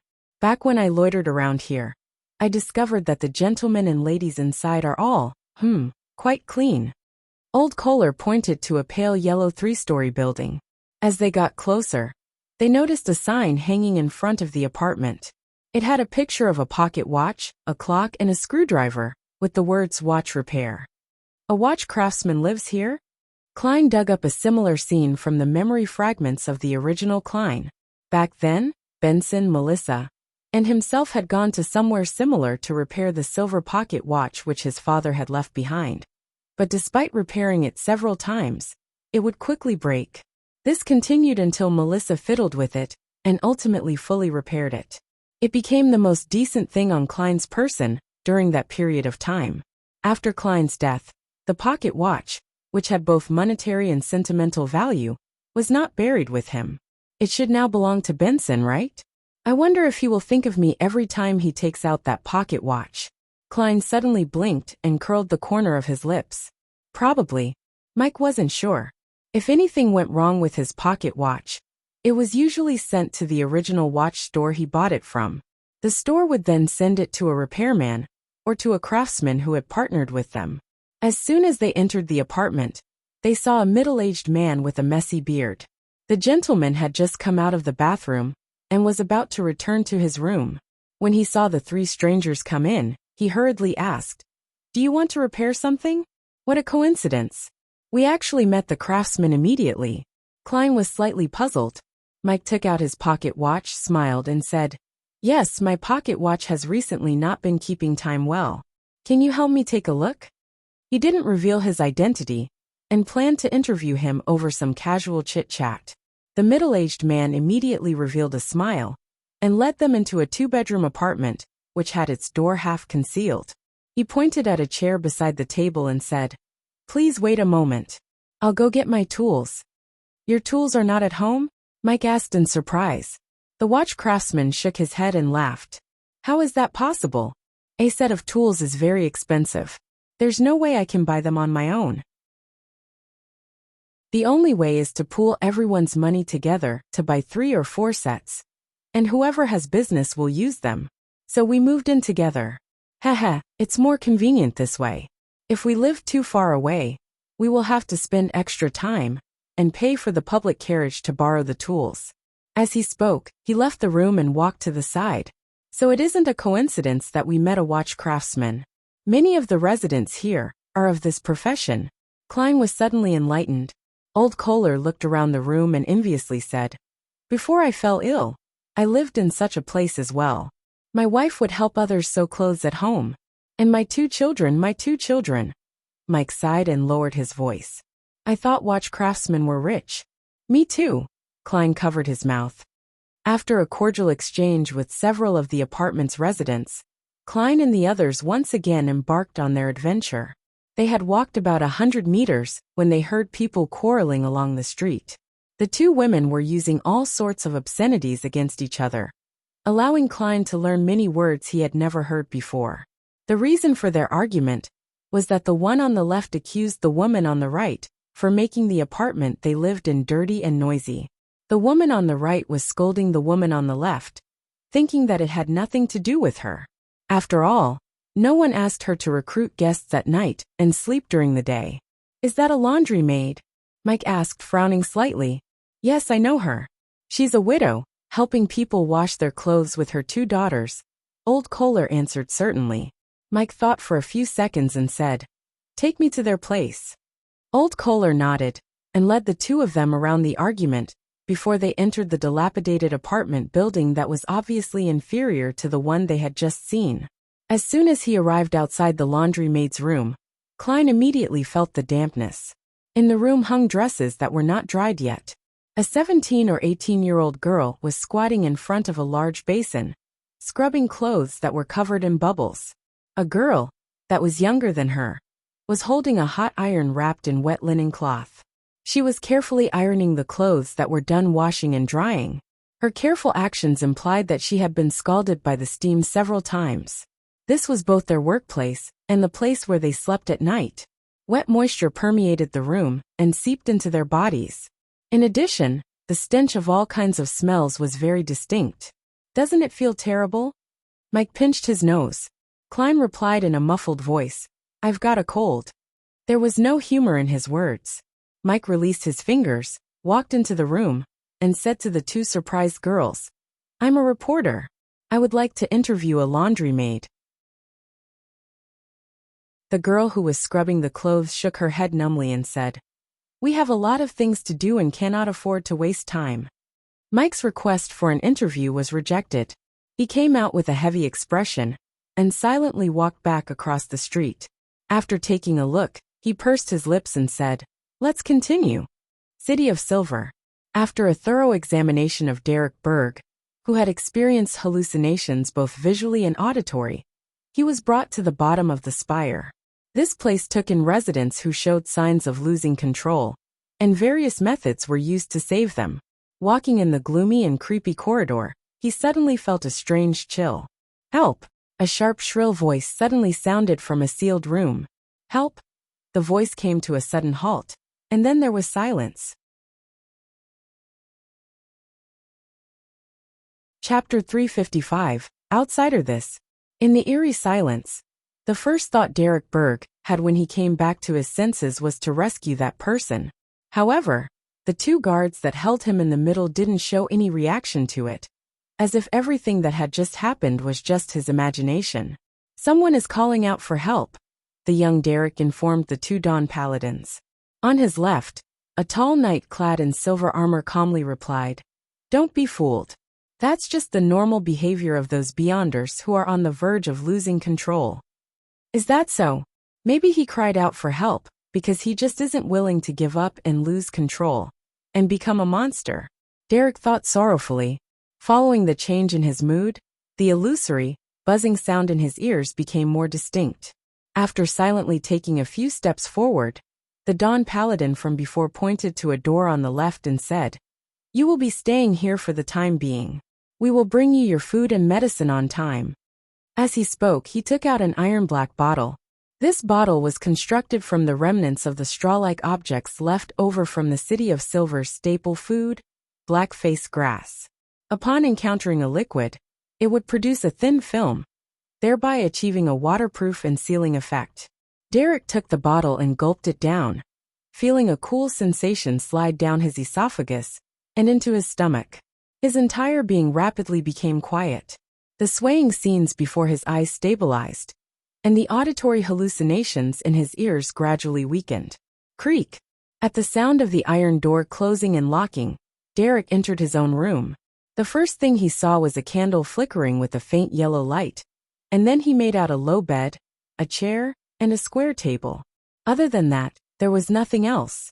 However, the walls, including the door, were all engraved with complicated and mysterious symbols and labels. They seemed to form a complete seal.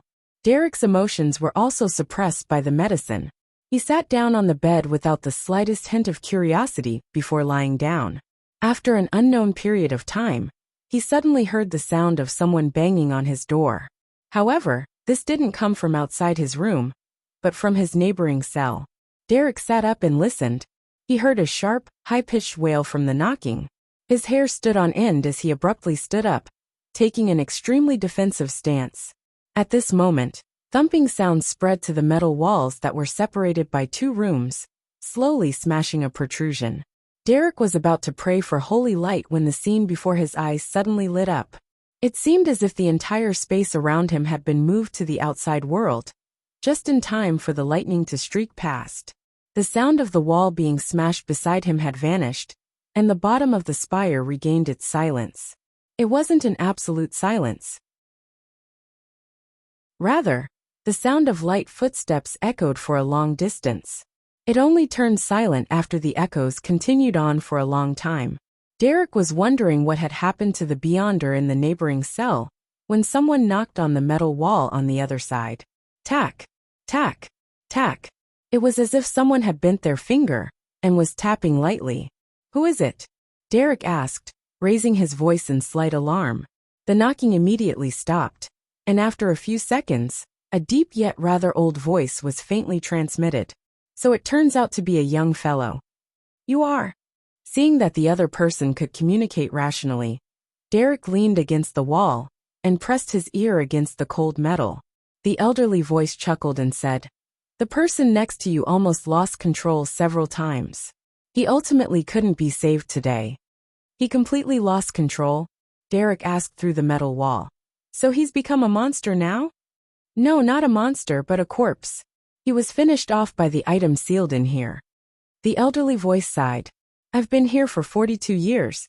Yes, those guards told me that they've seen too many similar incidents." Derek was surprised and returned with a question. "You've been here for 42 years? Normally speaking, losing control could be divided into 3 stages. The first stage was warning signs, such as auditory and visual hallucinations. In the second stage, the person's body and mind were already out of control, and from time to time, they would display either terrifying or strange states. As for the third stage, it was a complete breakdown, transforming the rampager into a terrifying monster. The time it took from the second stage to the third stage was rather quick. Perhaps just after discovering the symptoms, one would witness a seemingly ordinary Beyonder turn into a monster, which could be found deep in the darkness. In other words, after a second stage Beyonder was sent to the bottom of the spire, they would either be treated with medicine, rituals, and other methods, slowly stabilizing themselves and allowing them to leave within 18 months. Otherwise, they would quickly lose control and be purged. It was impossible for anyone to be locked up for 42 years. As a first-stage Beyonder, they would only take between a few days to less than 20 days to eliminate all the symptoms and leave fully treated. The elderly voice immediately chuckled and said, "That's right. I also didn't expect that I would stay here for 42 years. I don't have any signs of losing control, but they believe I'm rather dangerous and can turn into a monster at any time." Derek frowned slightly and asked curiously, "What happened 42 years ago?" At that time, neither of his parents had been born yet. The elderly voice was silent for a moment before saying, "I was once the captain of an exploration team. We found a destroyed city about half a month away from the city of Silver." This was calculated based on our speed. That city was similar to our city of Silver. It clearly has traces of it being ruled by giants. And it also believed in the Lord that created everything, the omnipotent and omniscient God. Unfortunately, they were destroyed countless years ago.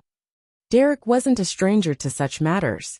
He immediately guessed, because you encountered some strange incidents there, you were determined to be at risk of losing control? More or less. The elderly voice chuckled. After we explored the core area, we discovered that the city was attempting to change faiths. They created deities that they imagined would save them. However, it was useless. Even the statues of those deities were destroyed and spilled all across the land. At this point, his tone suddenly became heavy. However, we met a person there. This is the first time in the past 2,000 years that our city of Silver had met someone who didn't belong to our city. Outside City of Silver, in the depths of the endless darkness, there really was someone still alive. Derek subconsciously asked, "You brought him back to the City of Silver?"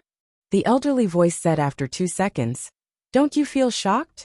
The reason why our City of Silver works so hard to explore the surroundings is to find humans like us. We finally found them 42 years ago. This is indeed rather shocking news, but I often see Miss Justice, Mr. Hanged Man, and the others. I often hear of the Lone Kingdom and the 7 Orthodox gods. Isn't it very obvious that there are people outside the City of Silver, with cities and countries?" Derek scratched his head, and without much experience, he pretended to be shocked. "I didn't notice this point. This is truly unbelievable. Other than the residents of the City of Silver, there are actually other people. The elderly voice remained silent for a while before saying, "Has the City of Silver's education become so terrible?" Without waiting for Derek to speak, he sighed and said to himself, "We very rarely invited that person to the City of Silver as a guest." After some consideration, he agreed. We monitored and escorted him along the way back, but when we had almost arrived at the City of Silver, he suddenly disappeared. We searched everywhere, but we couldn't find him. After we returned to the City of Silver, my team members went crazy one by one. They lost control. All of them. Not a single one was spared. The 6-member council suspected that we were contaminated by something, and that the person was not a human at all, but an evil spirit, a monster. So they locked me up here, and every so often, they would come over to confirm my condition, but they would never tell me what the problem is, nor would they let me out. Derek exhaled heavily and asked, "Do you remember what that man looked like?" He looked very ordinary, and nothing about him stood out. He was dressed just like us, and except for me remembering that he was a man, I can't remember what he looked like. However, the elder should be able to use beyonder means to directly see him from my vague, forgotten memories. The elderly voice recalled for nearly a minute, and said with a bit of pain. Derek pressed him casually. "Did he say what his name was? Did he tell you about his origins?" The elderly voice acknowledged tersely. "He told us that his name was..."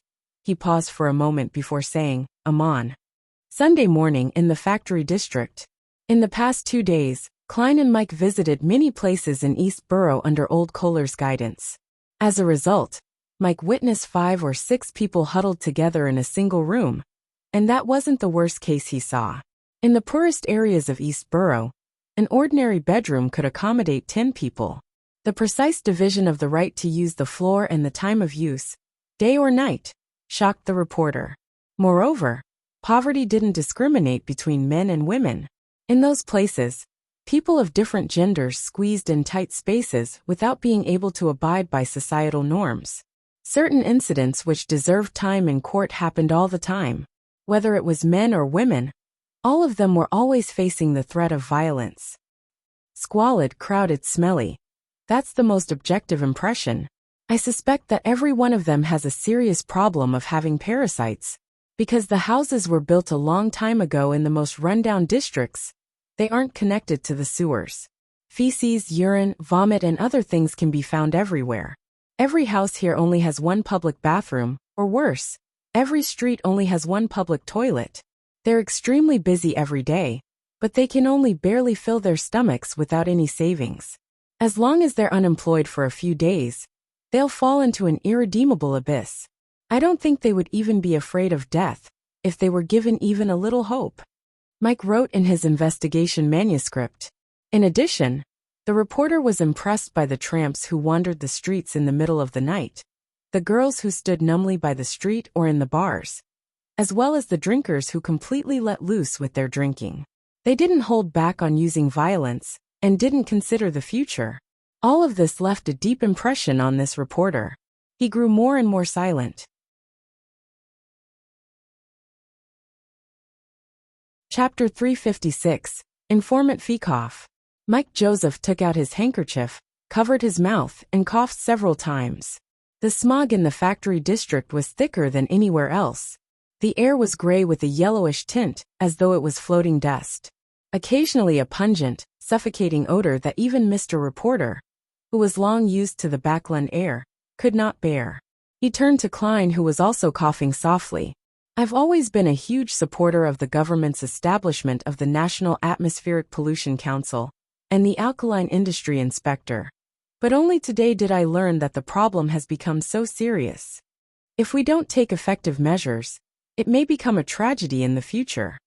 Klein tried hard to clear his blocked nose. Perhaps the whole of Backland would be shrouded in smog that results in one's vision not exceeding 5 meters. And it's possible that an evil god would descend or be born in such a backdrop, he added silently. Old Kohler didn't quite understand the conversation. He cleared his throat that was filled with thick phlegm, and led the reporter and the detective around the watchman and into a lead factory. Most of the workers were women. They were working busily without any protection, and the factory floor was filled with dust. Looking at the tiny particles floating in the air, Klein felt like he was looking at toxic gas. The young ladies without masks were like lambs waiting to be slaughtered. For a moment, he felt as though he was back in Tianjin, back to the time when he had helped Sir Deweyville deal with the grievance haunting him. He seemed to have already witnessed the future of each and every female worker. Some of them with throbbing heads, some with blurred vision, some turning hysterical, some with gums with a blue line. And finally, they either went blind or fell dead. It's like a large-scale, bloody sacrificial ritual. The only difference is that the target is that flashing symbol of money.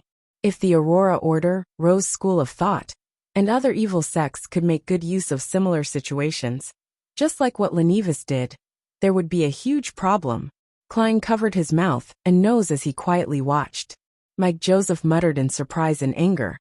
How can this be? How can they be like this? A while ago, all sorts of newspapers and magazines were focused on the issue of lead poisoning. Why aren't they using any precautionary measures at all? They can't even bear to use a mask?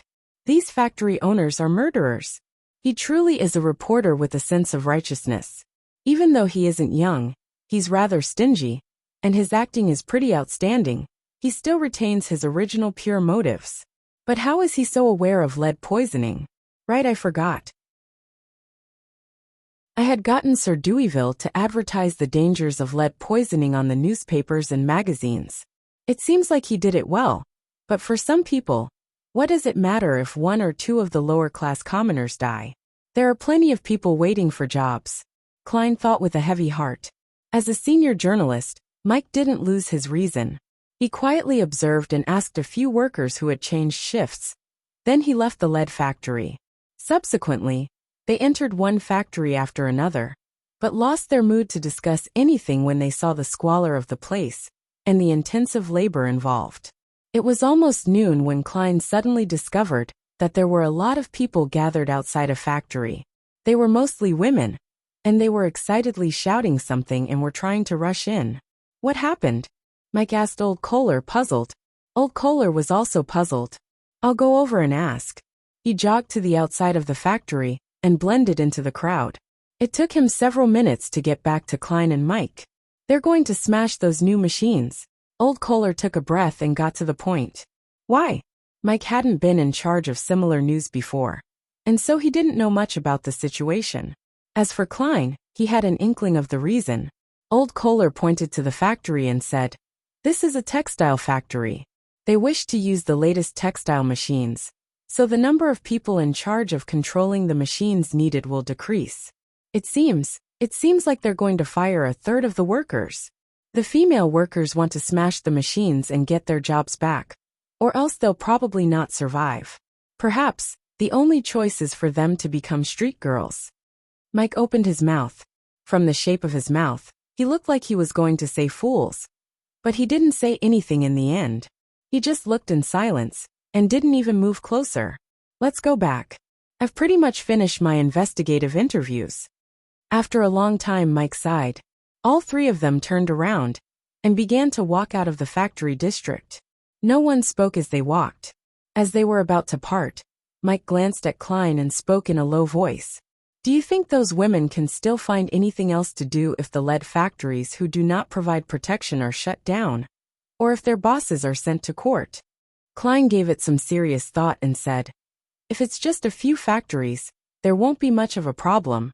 But some female workers might suffer from the hunger and cold while looking for other jobs, and they would gradually lose their strength because they don't have any savings. It would be a disaster if too many factories are shut down in a short period of time, not to mention the people who lose their jobs after the new textile machines are used. The Backlund factory district alone might have thousands, or even tens of thousands of unemployed workers, who have no food or clothing, roaming the streets like zombies. They might lower the conditions of their pay in order to snatch the jobs of others. Who knows how many people in East Borough will lead an even more difficult life or die as a result. It would be a hell-like scene, and even if this world doesn't have Beyonder powers, it would still bring about a huge disaster. And now, The various evil gods are lurking in the darkness, waiting. Klein swallowed all the words in his mind. Mike fell silent again, and after paying £10 and 6 soldi, he left the smoke-emitting factory district in a carriage. Klein looked at the carriage ride into the distance, but didn't say anything. Back when he was a Nighthawk, he had known and come into contact with the lives of the poor. But the impression left on him wasn't as deep this time. A multidimensional observation revealed a human abyss in front of his eyes. East Borough is truly filled with hidden dangers and Tinder-like threats. If one isn't careful, it can be ignited by a cult. Klein pondered for a few seconds and said, "Kohler, I'd like to ask you to help me keep an eye on the situation in East Borough. Oh, only when you're not bogged down by work. I'll pay you, giving you the money to build a relationship with the other workers. Every week, we will set a time to meet at the coffee shop from before." Old Kohler's eyes lit up. No problem. He made no mention of the price, and he fully trusted the good detective. Klein weighed his options and said, "Every time we meet, I'll give you 15 soldi as funds and compensation. If you provide me with information that I'm satisfied with, there will also be an additional 5 soldi as payment." "A pound?" Old Kohler blurted out in shock. In his warmest and happiest days, he was paid only 21 soldi a week, or £1 1 soldi. "Yes." Klein nodded. "You have to pay attention to your words and actions. Don't be in a hurry to gather information. Maintain a state of speaking less and listening more. Otherwise, you'll be in danger. Informant fees such as these can theoretically be reimbursed, but I'm now a self-sponsored 50p party." Klein sighed as he gave a self-deprecating laugh. Empress Borough, in Miss Audrey's study within Count Hall's luxurious villa. The blonde was listening to Miss Escalante, her psychology teacher, as she occasionally stroked Susie, the big dog who was sitting beside her.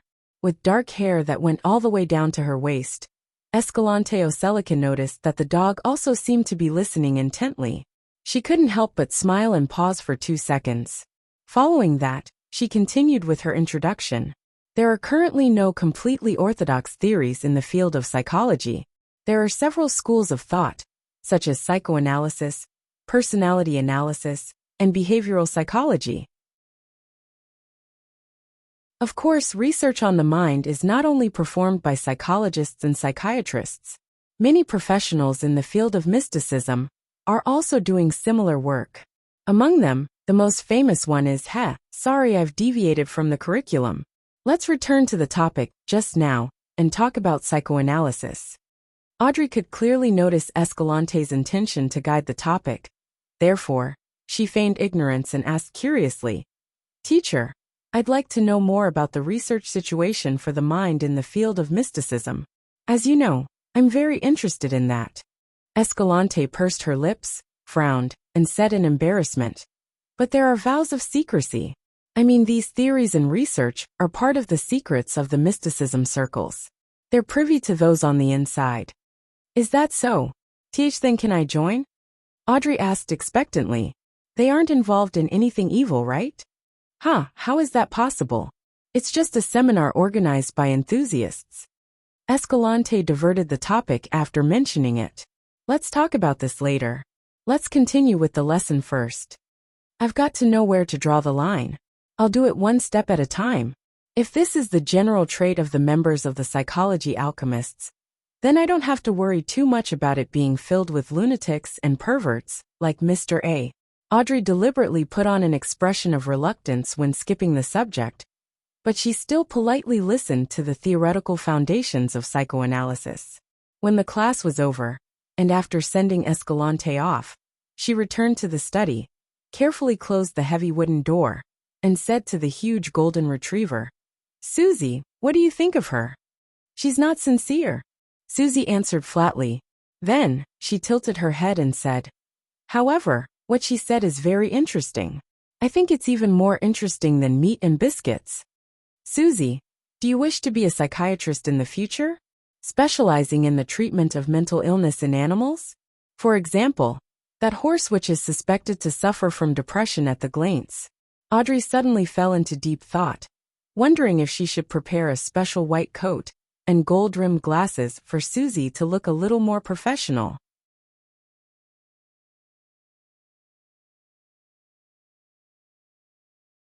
Chapter 357.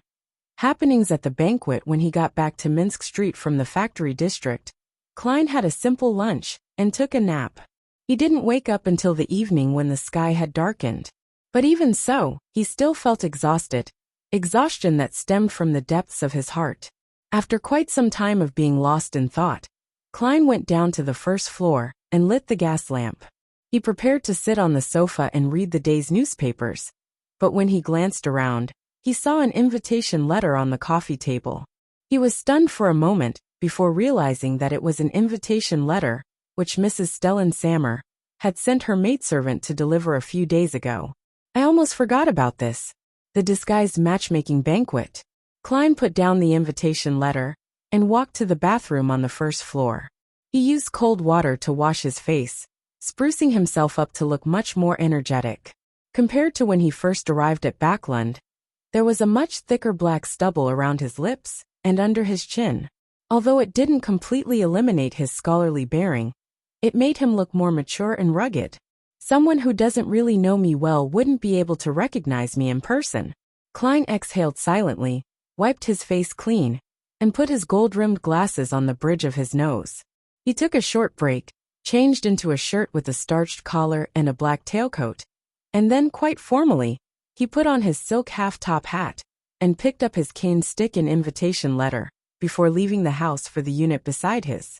Amidst the tinkling of the doorbell, he saw Julianne, the maidservant, open the door, and Stellan with her blonde hair coiled up high, and her ears adorned with silver earrings. Klein took off his hat, bowed, and praised politely, "Mrs. Sammer, you are very beautiful today." Although his words were extremely perfunctory, it was true that she was much more beautiful than usual. It appeared that her ability to doll herself up meticulously had experienced a significant breakthrough. It seems like the adultery case made her besties with Ma'am Mary. Besides, Mary is now a tycoon with a wealth of tens of thousands of pounds, and she has been admitted into the National Atmospheric Pollution Council, allowing her to acquaint herself with many people in power. She must have had sufficient experience in the areas of makeup, clothing, accessories, and so on. Klein nodded in understanding. The corners of Stellan's mouth couldn't help but curl up. "These are my new earrings that cost 8 soli.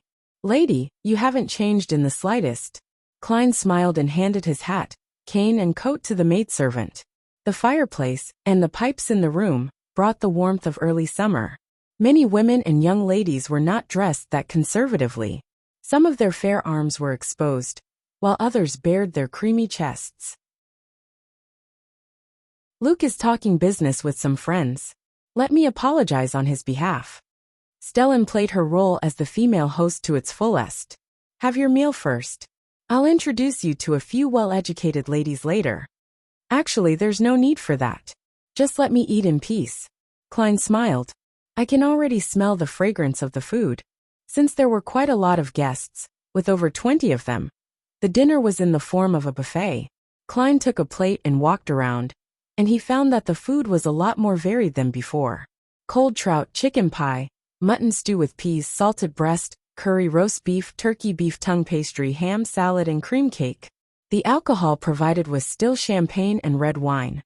This suited a carnivore's palate very well. Klein, with his large plate, didn't make conversation with anyone. He hid in a corner and slowly savored the food. It's not as good as the chefs at the Quelag Club. From time to time, he would inwardly make comments on the food. He was about to go for second helpings when he was finally discovered by Stellan Sammer. At the same time, he saw an acquaintance beside the lady. He was none other than lawyer Jürgen with his serious expression. "Right, Jürgen is also a bachelor." Klein smiled and walked over, taking the initiative to ask, "How is Mrs. Doris's recovery?" Jürgen uncomfortably tugged at his bow tie. "She'll be discharged next week." "That's great," Klein sincerely said with mixed emotions. At that moment, Stellan had already brought a few young ladies over and introduced them. "This is Mr. Jürgen Cooper, a senior solicitor, who earns at least £3 a week. He often gets a commission from the cases he handles, and he definitely earns more than £200 a year. Furthermore, he is young and capable. He will most likely become a great lawyer in the future. This is Mr. Sherlock Moriarty, a well-known detective. His income is unstable, but he is paid handsomely for every mission he receives, for example 10 or 50 pounds. Lady, isn't this too direct? Klein couldn't help but silently lampoon. Jürgen, who was standing beside him, evidently frowned. Without feeling that she had made a faux pas, Stellan continued the introductions. Miss Sarah Taylor. Her parents are teachers at a grammar school. Miss Angelina Watson. Her father is a civil servant at the Backland Police Department. Klein smiled numbly and greeted each lady. After Stellan was done, Jürgen said in a deep voice, Mrs. Sammer, it's impolite to mention the income of others in front of others. Stellan wasn't mad. Instead, she replied very seriously, no, it's very important. If you end up liking each other and decide to start a family, then income is essential. Think about it, there must be meat, vegetables, fruits, milk, white bread, butter, cream, and other foods every day. It costs at least £1.05 solely a week on food alone, not to mention the alcohol. In addition, to rent a better house is nearly £1 a week. Yes, there's also the need to purchase water, gas, charcoal, soap, and the like. One still needs to consider transportation expenses. This adds up to about 10 solely. That is just the most fundamental expenses. Are you not bringing your wife to a musical concert, or to go watch a play? Don't you need to get new clothes every year? Ladies, I believe that a family must spend at least £30 a year on it, in order to be considered to be living a decent life. In addition, there is the salary of the maid, the cost of education for any children, the emergency money that's needed to be set aside for medical treatment, as well as the expenditure of some necessary decorations. Only with an income of more than £200 a year can those needs be met. Only then can a happy family be achieved. Thus, in order to not delay everyone's time or cause any misunderstandings, I believe it is necessary to include this in the introduction. As a lawyer, Jürgen was momentarily unable to provide a rejoinder. Fortunately, he always had a serious and stern expression on his face. How big-hearted! But the basic etiquette is to tell the two parties this information in private. And of course, I know exactly why you're making the introduction straight to their face. Klein smiled. Yes, income is very important. Only with an income of more than £400 a year can one host a dinner at this level. Only with that much can one afford to have his wife be dressed in beautiful dresses and exquisite earrings. Stellan raised her chin slightly as she tried her best to suppress her smile and said, £430. I mean that there must be some savings each year, to prevent any accidents, or to have spare cash to invest into stocks or bonds. That was her husband's approximate annual income. After finding a common topic for the two groups of strangers, she left and greeted the other guests. Klein could also clearly sense that Sarah, Angelina, and the other ladies were more interested in lawyer Jürgen. After all, he was a good-looking man, and his job and income were very stable. As for a private detective who might be locked up in the police station at any time, they were not the first choice for middle-class women. Besides, Klein now looked rugged with his beard. It wasn't a surprise that the girls would remain a little apprehensive towards him. After a short casual chat with them, he found an excuse to leave before hiding in a corner and eating while he enjoyed watching Jürgen's awkward and helpless performance. At this moment, it was a wonder where his eloquence as a lawyer had gone to. A few minutes later, the two children of the Sammers ran past Klein while playing. They noticed the gentleman in the corner, stopped, and with widened eyes asked curiously, Mr. Moriarty, we heard that you're a detective? Yes, Klein smiled in response. The little girl said innocently, Can you tell us about the cases you've cracked? Her twin brother nodded immediately. The cases I cracked. If it doesn't involve wraiths, puppets, or devil dogs, then it's about finding cats or catching an adulterer. There's really nothing suitable for children. Klein thought for a few seconds, then chuckled. All right, this is a story about treasure. An officer who had just returned from East Balham was suddenly murdered. He had mostly forgotten the detective novels he had read in his previous life, so he could only make them up based on a vague impression. The two children didn't care about the irrationality of the plot, and listened very seriously, even learning to ask what happened next. Without realizing it, Klein was a lot more relaxed. When the banquet was almost over, and he was about to leave, he saw that Stellan's face was filled with joy. "What is the cause for celebration?"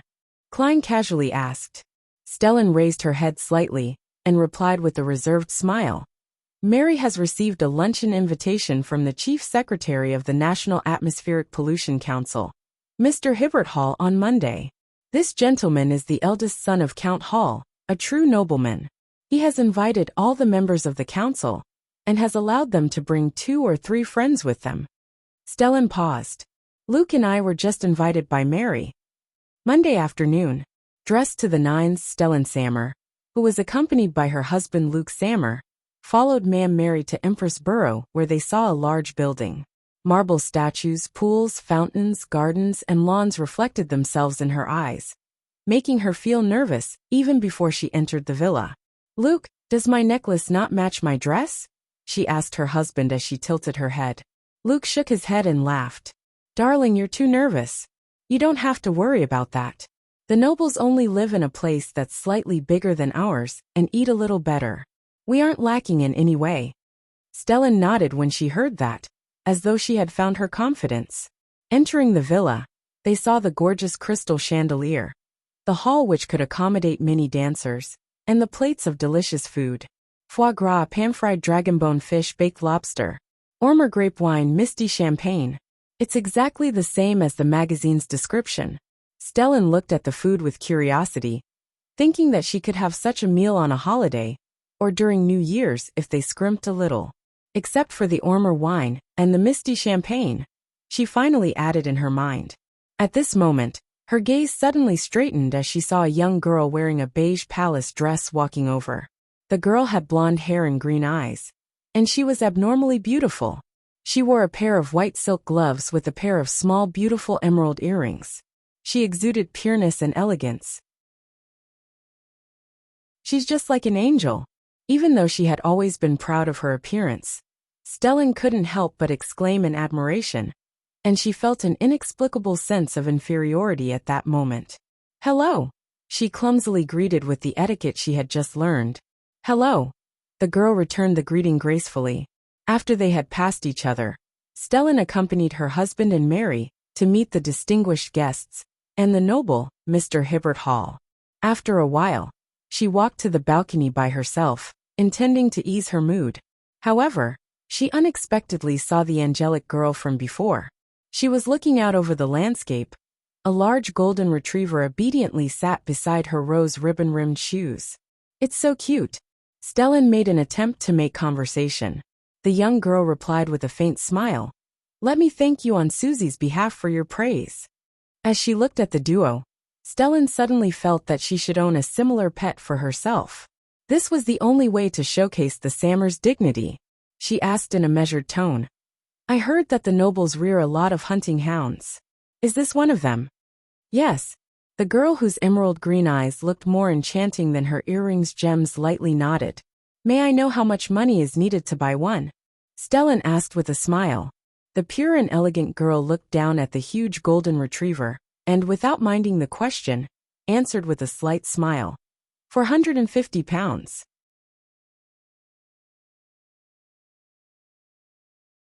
Chapter 358. The sons worry on a luxurious carriage on their way leaving Count Hall's villa. Luke was chatting with Ma'am Mary about the distinguished guests, such as the chairman of the National Atmospheric Pollution Council and chief of the National Weather Service, Sir Der Shaw, or the council member of the National Atmospheric Pollution Council, and president of the Royal Meteorological Society, House of Commons Member of Parliament, Mr. Cave, or Midseashire Medical Health's director in charge, and renowned doctor, Mr. Hawksley. They were all influential figures in the government, and the royal family or parliament. And the council's final report would be the most important basis for the planned Anti-Pollution Act and Smoke Emission Act. The Coim Company, which specialized in anthracite and charcoal, was trying to promote and expedite the development, disrupting older but larger competitors from handling the changes. They will certainly not be stingy with their money, and will certainly lobby the heavyweight members of Parliament to interfere with our investigation. We must have a clear solution, just like what Mr. Hibbert Hall said. We need to take hold of public opinion, and let the newspapers and magazines repeat the horrors of smoke pollution. Luke was a senior manager at Coim, a key assistant to Coim's major shareholder and person in control, Mary, and he himself was quite capable. As they chatted, Luke suddenly noticed that his wife was sitting next to him without saying a word, as if she had lost her soul. "Stellan, what happened?" Luke asked with concern. Stellan jolted back to her senses, forced a smile and said, "Nothing, I'm just a little tired." "That's right. You must be extremely tense seeing so many important figures. Now you can finally relax. Exhaustion is a very normal thing. Actually, it's the same for me." Luke smiled. Stellan didn't respond. Instead, she looked out the window towards the park with a lake. Her ears were still ringing with the casual words of the young noble girl from before. 450 pounds. A trained hound is priced between 450 and 700 pounds. City of Silver, at the bottom of the spire. Derek Berg was locked in a small room, eating food, and taking his medicine regularly. As a result, his mental state rapidly improved as his visual and auditory hallucinations were no longer present. "I'll be able to leave in a day or two. It's really hard to stay locked up in such an environment for long periods of time." The former captain of the exploration team in the next cell has been locked up for 42 years. Yet he's still very lucid and rational. "If it were me, I definitely would have gone crazy." However, the explorations and strange monsters that he spoke of are rather attractive and even terrifying. Derek sat on the edge of the bed, looking at the candle that had burned to the end. Before the keepers delivered his next round of food and medicine, he would be placed in true darkness. At that moment, he saw a gray fog spread out as the deep voice of the fool sounded. "Prepare for the gathering." Such a change was fleeting. Derek focused his attention and subconsciously counted his heartbeats. However, he soon realized that this wasn't necessary because his current state was one of solitude, and he didn't need to avoid others. Derek, who was no longer counting his heartbeats, quickly thought of a question. Would Mr. Fool's subsequent actions of pulling me above the gray fog be discovered and detected when I'm within the confines of the seal of the mystical object at the bottom of the spire? These were two mystical items that had prevented the complete destruction of the City of Silver in the face of several calamities. In his nervousness and uneasiness, Derek, who had been unable to come to a decision, saw endless dark red lights gushing out of the void and engulf him. The small, enclosed room turned completely silent. Even the sound of his breathing had become extremely weak. Suddenly, the metal wall between Derek and the former exploration team's captain produced a tapping sound. This was the signal the two of them used if they wished to talk to each other. Tack. The other person bent his finger and knocked again. After that, what should have been a third tap that followed in succession didn't happen. After a long while, the tapping sound hesitantly rang out again. Following that, both rooms fell into silence, and not a single sound could be heard. After finishing her luncheon, Audrey practiced on the piano before returning to her bedroom while keeping track of the time. As she passed her father's study, she saw that the door was ajar, and a thick stack of papers lay on the table. Those weren't there before. Curious, Audrey slowed down and winked at Susie. As a spectator, Susie often needed only a small hint to understand what her mistress wanted her to do. Of course, she would also occasionally pretend that she didn't understand, only wishing to lie still. Susie, who had received the signal, trotted silently into the study, then stretched out her front paws, placed them on the edge of the table, and stood upright. She quickly glanced at the front page of the stack of documents, returned to Audrey's side, and said in a low voice, "Survey of living conditions at all levels in East Borough, the dock area, and the factory district." "Audrey, what do those words mean?" "Survey of living conditions at all levels in East Borough, the dock area, and the factory district? Why did Dad suddenly commission this survey? I don't remember ever mentioning anything about this to him." Audrey was confused and didn't bother to answer Susie's question. She looked around, and seeing that the servants were at their stations and not paying particular attention to her, she raised her head slightly and calmly turned to enter Count Hall's study. At the desk, Audrey looked down at the report and saw that the title was exactly as Susie had described it. It's document typed by a typewriter. The investigator is a reporter named Mike Joseph. There's the goddess's sacred emblem at the bottom. Was this commissioned by the Church of the Goddess? But why is Father given a copy? Oh, Father is a believer of the goddess, and the church wants him to provide some support on this matter? That's a good thing. Audrey made a preliminary judgment. She had originally thought of hiring others to do a similar investigation, but she felt that this was not in accordance with her intention of guiding others behind the scenes. It was very easy to be noticed and no longer be ignored by the other nobles. Therefore, she had been hesitant. Audrey reached for the file and flipped through it. She found that Mike Joseph wasn't the only one reporting on East Borough, the dock area, and the factory district. There were also quite a few people who had made their own field investigations from different angles. Some of them even mentioned the proliferation of cults, and how some Beyonders were colluding with the gangs. Phew! Audrey looked at the clock in the study, and saw that it was almost 3. She quickly gave up on reading the report carefully, and returned the document to its original state. Before she left, she picked up a book, and used it as a disguise for her purpose of entry.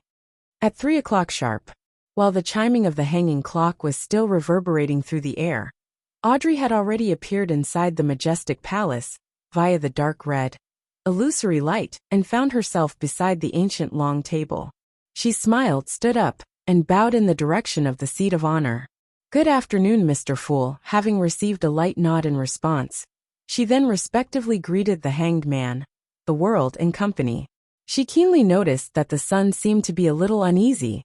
"What are you worried about?" Audrey asked. This spared Klein's need to speak, having also noticed that little son didn't seem right. Entering this mysterious space ahead of time, he tidied the items on the table, tossing them into a corner along with Azek's copper whistle, the biological poison bottle, Numinous Episcopat's copper whistle, and other things. He had then covered them with a thick fog. Presently, there was only the Dark Emperor card on the table before him. This was an item that matched the identity of the fool. Derek didn't hide anything and immediately recounted his successful malingering, and how he was sent to the bottom of the spire to be isolated for treatment. Finally he asked, "Honorable Mr. Fool, will that mystical item detect my participation in the Tarot Club?"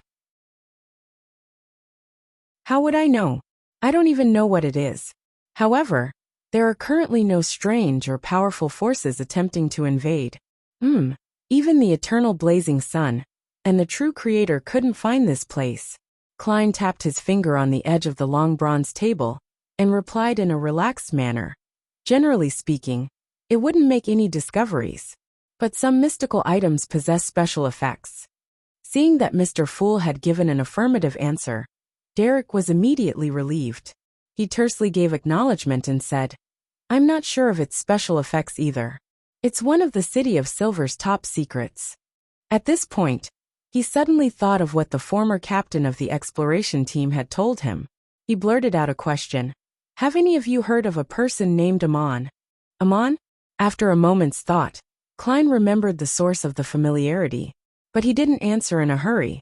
Instead, he looked at the hanged man, knowing full well that this middle-ranking member of the Church of the Lord of Storms also knew Amon. And perhaps he knew even more than he did. Similarly, Audrey also looked at the hanged man. She had also heard the name from him the last time. Furs listened with a blank face, feeling that the things discussed here were always outside the scope of her knowledge. Alger frowned and asked in confusion, "You ran into a man who called himself Amon while you were exploring the surrounding areas of the City of Silver? Or perhaps you discovered related records?" Derek nodded seriously and said, "Yes, 42 years ago. An exploratory team encountered a man claiming to be Amon in the depths of the darkness. After they returned to the City of Silver, they lost control one after another. Only one of them was left, and he was imprisoned at the bottom of the spire, in the cell next to me. Maybe he went mad too, and that was just a figment of his imagination." Furs, with a wealth of novel creation experience, postulated a guess. Alger glanced at Mr. Fool, who sat at the end of the table. Seeing him appear staid and without expressing anything, he boldly said, "Imagination is a possibility, but one shouldn't imagine the name Amon for no reason. He turned his head to the sun and said, "In the fourth epoch, about 1,500 years ago in the kingdom we live in, there was a family with strange powers. They belonged to the Tudor dynasty, and their surname was Amon. Even in an era with numerous high-sequence beyonders, the surname of the clan was taboo."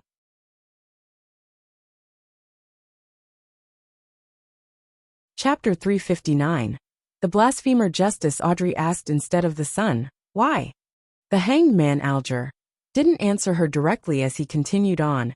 Abraham, Antigonus, Amon, Jacob, and Tamara are the 5 great families that supported the establishment of the Tudor dynasty, and they were second only to the Blood Emperor. Among them, the Amon family is the most mysterious one. They have the least history left behind, and they seem to have been distorted and covered up by some kind of power. There was a piece of information that came from the king of the 5 seas, Nast. The Amons are a family of blasphemers, and they wield the secrets to usurp the powers of deities. Also, the Amon family call themselves the descendants of the ancient sun god. Derek Berg was left confused. In his knowledge of myths, there was no such thing as an ancient sun god. Among the 8 ancient deities, giant King Ormur, dragon of imagination Inquelt, mutated King Kvaster, elf King Siniathram, king of demonic wolves Flegria, vampire ancestor Lilith, phoenix ancestor Gregrace, and devil monarch Farbati. None of them wielded the power of the sun. Derek seriously considered this problem. If I really need to make a connection, the Lord that created everything, the omnipotent and omniscient God, had shown powers in the sun domain. Could the Amon family be his descendant? Noticing that Sun wasn't saying anything, Alger stroked the stubble on his chin and said, "The Amon family is an ancient family clan from 1 to 2,000 years ago. It is almost history itself. I'm very curious. Why did the gentleman that you met appear around the City of Silver? What is his goal?" "That's right. How could the Amon family, which exists in the world of Mr. Hanged Man, Miss Justice and company, appear around our City of Silver? Why did he fail to fulfill his promise after accepting the request of being a guest? He mysteriously left and caused the entire team to lose control. Yes, other than the captain. What did he want to do? What was he looking for? If he is a descendant of the Lord, perhaps his purpose is the same as mine. To find out the cause of the cataclysm from ancient times, and to find out the truth of the curse." Derek let his imagination run wild for a moment. After a while he shook his head and said, "Mr. Hanged Man, I'm unable to answer your question. I'm also trying to figure out this matter." Alger replied, looking somewhat disappointed. "Try to communicate with the former captain in your neighboring cell more. See if you can dig up more information from him." Upon saying this, he thought for a moment and warned, "However, you must be careful and prudent. I think that person is very dangerous." "Very dangerous? You think so too?" Derek asked, feeling somewhat surprised. The elders of the 6-member council also thought the same. The hanged man looked up at the lofty dome and took a deep breath.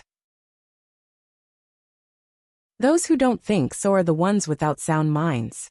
Seeing that the sun was still confused, he shook his head and said, "He's the only surviving member of the exploration team. Just this matter alone is enough to prove that there's something tremendously wrong with him. He's been in the dungeon facing rampagers for 42 years. Yet he remains very lucid and rational. This shows how weird he is. Compounded with the matter regarding the mysterious Amon, the danger is obvious." These were the little bits and pieces that Derek had thought about in the past, but he hadn't yet connected together. When he heard that, he suddenly became enlightened and immediately said sincerely, "I understand. Thank you, Mr. Hanged Man." Audrey, who was listening attentively and observing, resisted the urge to cover her face with her hand. She felt that the sun was even more naive than she was. Seeing that everyone's curiosity had been satisfied, that even the gloomy Mr. World had slightly adjusted his posture, and that the sun didn't seem to have any other requests, she turned her head to the end of the long bronze table and said with a smile, "Mr. Fool, I request a private exchange." Again, Klein was amused as he nodded and said, "Sure." He immediately shielded the senses of the hanged man and company rather than isolating himself and Miss Justice. It was mainly because he was afraid that the others might end up communicating out of boredom, thereby exposing the fact that the world was only a repeater. After receiving the signal, Audrey smiled and said, "Mr. Fool, I have another 3 new pages of Roselle's diary." After the card of blasphemy was stolen by the fool's adorer, she didn't avoid visiting the Royal Museum out of guilt. Instead, she acted as if nothing had happened. She openly requested this to her father, and in the week after the exhibition ended, she got another chance to flip through the notebook. Audrey thought that appearing unfazed was the best way to avoid suspicion. If she maintained the constant act of feeling guilty and did not do what was logical, even if the Church of the God of Steam didn't suspect her previously, they would subsequently feel that there was a problem. According to her own experience, she believed that the very first few pages of a diary would reveal a lot of information, so she mainly memorized the first 3 pages. Without waiting for the fool to speak, she quickly added, "I understand that this isn't a matter that requires a private exchange, but I wish to keep this from Miss Magician for a week or 2. That way, even if she knows that you need Roselle's diary in the future, she wouldn't suspect that I'm Justice." She had seen Furs and Zio once midweek, and by leading the conversation, she had naturally mentioned how her beloved dog, Susie, had chewed the Roselle notebook, causing it to be irrecoverable. Typically speaking, she no longer needed to hide the fact that Mr. Fool needed Roselle's diary. But using her telepathist abilities, she simulated what Furs would think, believing that she would have such a thought. "What? That's a diary? That's a diary Roselle recorded his secrets in? Even Mr. Fool places so much importance on it. I recall that Miss Audrey has some. Wait a moment. She happened to have those diary pages chewed up by her dog a few days ago. Isn't this too much of a coincidence?" To prevent Furs from having such thoughts, Audrey hoped to keep it a secret for at least another week. After becoming a telepathist, not only was she able to see the aura and the emotional color of the target, but she was also able to read the superficial thoughts of others, and could also simulate their thoughts. Thus, she understood one thing, that in the process of guiding others, she had to try her best not to be abrupt or act against logic and reason. Only when all the details were subtle enough and reasonable enough to make the target not realize that she was being guided, would she be considered a qualified telepathist. Subtle and reasonable are the 2 most important keywords, Audrey concluded in her mind. The reason why she went to read Roselle's notebook, again, was precisely to avoid being unreasonable. She truly is worthy of being a telepathist. She's recognized long ago that Miss Magician is one of the 2 people that she had recommended. Klein smiled in a non-committal manner. "What do you want to exchange those 3 pages for?" This question was asked with confidence because, after obtaining the Book of Secrets, his greatest weakness in the field of mysticism had already been bridged. As for the secrets of the other deities, as well as his knowledge of sequences, he knew a lot about them. Just any one of them was enough to deal with Miss Justice. "We will still be friends if you don't talk about the psychiatrist's formula," Klein lampooned in his heart. Audrey had already long thought of her question. She remained reserved for a second before saying, "Mr. Fool, I wish to ask one question. Why is it said that the cards of blasphemy hide the profound secrets of the deities?" "Great question." Klein smiled secretly, giving her a look for her to figure it out herself. He said deeply and calmly, "Sequence 0, Dark Emperor." "Sequence 0? There's still a sequence 0? There's a sequence 0 above sequence 1? Is that a sequence representing a god? The Dark Emperor is a god?" A series of questions suddenly surfaced in Audrey's mind. This caused her to be pleasantly surprised, satisfied, and shocked.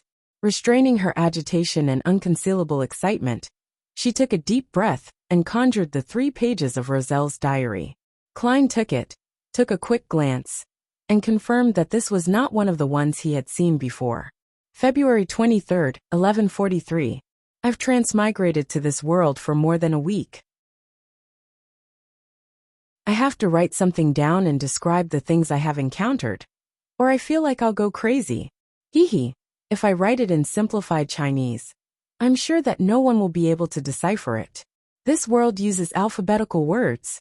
I am now Roselle Gustave, but I'll never forget my real name. Huang Tao. I don't know how I transmigrated either. I carefully recalled and thought about it for a long time. And then I remembered that a few days before my transmigration, I bought a very mysterious silver plate with some strange symbols and patterns engraved on it. It was extremely interesting. However, it did not reappear after my transmigration here. It's not my cheat item. This is a world similar to ancient Europe. It's after the Renaissance and cannons and guns have appeared, but they're rather crude and primitive. As for me, Huang Tao Roselle Gustave, as a fan of online literature, I loved reading transmigration with technology genre novels. I know quite a lot of useful things, and specifically read up on the corresponding knowledge. This is the stage where I can display my abilities. But I realized that my fucking memory isn't good. I've almost forgotten everything. The heavens allowed me to transmigrate to another world, but I wasn't given an outstanding memory or a system, nor was I given a two-way door. How can I survive like this? Alright, I'll start with some details. When I have the money, I'll hire a bunch of craftsmen, inventors, and scientists. I'm only responsible for giving them ideas. It's been a long time since I've felt so full of anticipation for the future. But I still miss mom and dad a little. Besides, the entertainment in this world is too monotonous. The one or two maids don't look that good, and their entire bodies exude rustic vibes.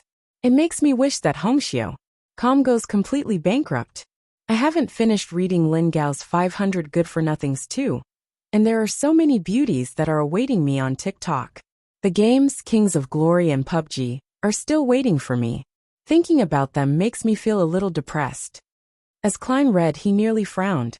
Initially, he had determined, from the appearance of Pirate King and the Four Horsemen of the Apocalypse, that Roselle had crossed over 3 to 5 years earlier than him. But now, he realized that the gap between their transmigrations couldn't be more than a year. But why was there a difference of nearly 200 years on this side?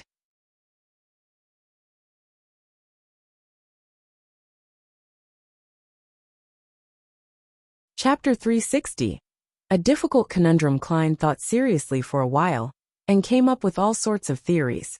But because he lacked the necessary information, he could only temporarily ascribe the cause of the matter to the difference in the flow of time between the Earth and this world. Roselle and I have transmigrated less than a year apart. But in this world, we are separated by nearly 200 years. That is to say, even if I were to spend 200 years to find a way to return, it's likely that I won't lose the opportunity to meet my parents. At most, I'd have been missing for a year. Klein made a contrasting inference, improving his mood significantly. He instantly felt filled with motivation. Of course, he himself knew very well that this reasoning was not rigorous, because this was determined by one precondition, and it was currently impossible to confirm it. What if Roselle transmigrated after me? That might involve so-called spatial-temporal turbulence. When the time comes, there is no guarantee that I'll return to the proper time node. Klein poured cold water on his burgeoning mood. Roselle's first diary entry was the product of having held back for a long time. Therefore, it took up more than 2 pages. Klein flipped to the end and read the remaining 2 lines. February 25th. What a boring world. There are no newspapers and so few novels. I think I need to help this culturally impoverished society, but the premise of this is that I have to get some money and recall how paper is made and how the print press is done. As a transmigrator, I can only live on the pocket money that my new dad and mom gave me. I can only occasionally see 1 or 2 shiny Firmo gold. What a tragic story. However, hunting is quite interesting. February 28th. This world might be a little different from what I know it to be. I got lost while hunting in the woods today. As a result, I saw an unimaginably intense battle. In the battle, the man who was surrounded had additional eyes growing on his face. A total of 4 eyes. They even shot dark green light. This is fucking illogical. Is this a humanoid monster? This is actually a fantasy world, right? That monster's opponent was even more powerful. He summoned a pillar of light that burned with golden flames. Yes, I think it was summoned. Fortunately, they didn't discover me. After getting rid of that monster, that person left with the corpse. I, Huang Tao, am indeed the protagonist. I discovered the truth of this world a few days after I transmigrated. Perhaps they can recognize the mysterious symbols and patterns on the silver token. Of course I won't ask. I want to become like them, and crack it myself. There's another key reason as to why I said this. I can't even fucking remember what the pattern looks like. I can only vaguely remember it. Indeed the protagonist? Emperor, did you pour all of your 8th grader syndrome soul into your diary? Klein couldn't help but lampoon. He was very interested in the silver plate, which might have been the cause for Roselle's transmigration, and he was eager to find out what the symbols and patterns on it looked like. If he could really decipher it by relying on the mysticism knowledge of this world, then transmigration might not have just been a coincidence. Klein put down the diary pages, wrapped his fingers on the table, and lifted the screen that isolated the hanged man and the magician. Go ahead and trade freely. Klein leaned back in his chair and smiled. Furs took a deep breath and said, I would like to purchase the stomach pouch of a spirit eater and 20 milliliters of blood from a deep sea marlin. It will be paid for in gold pounds.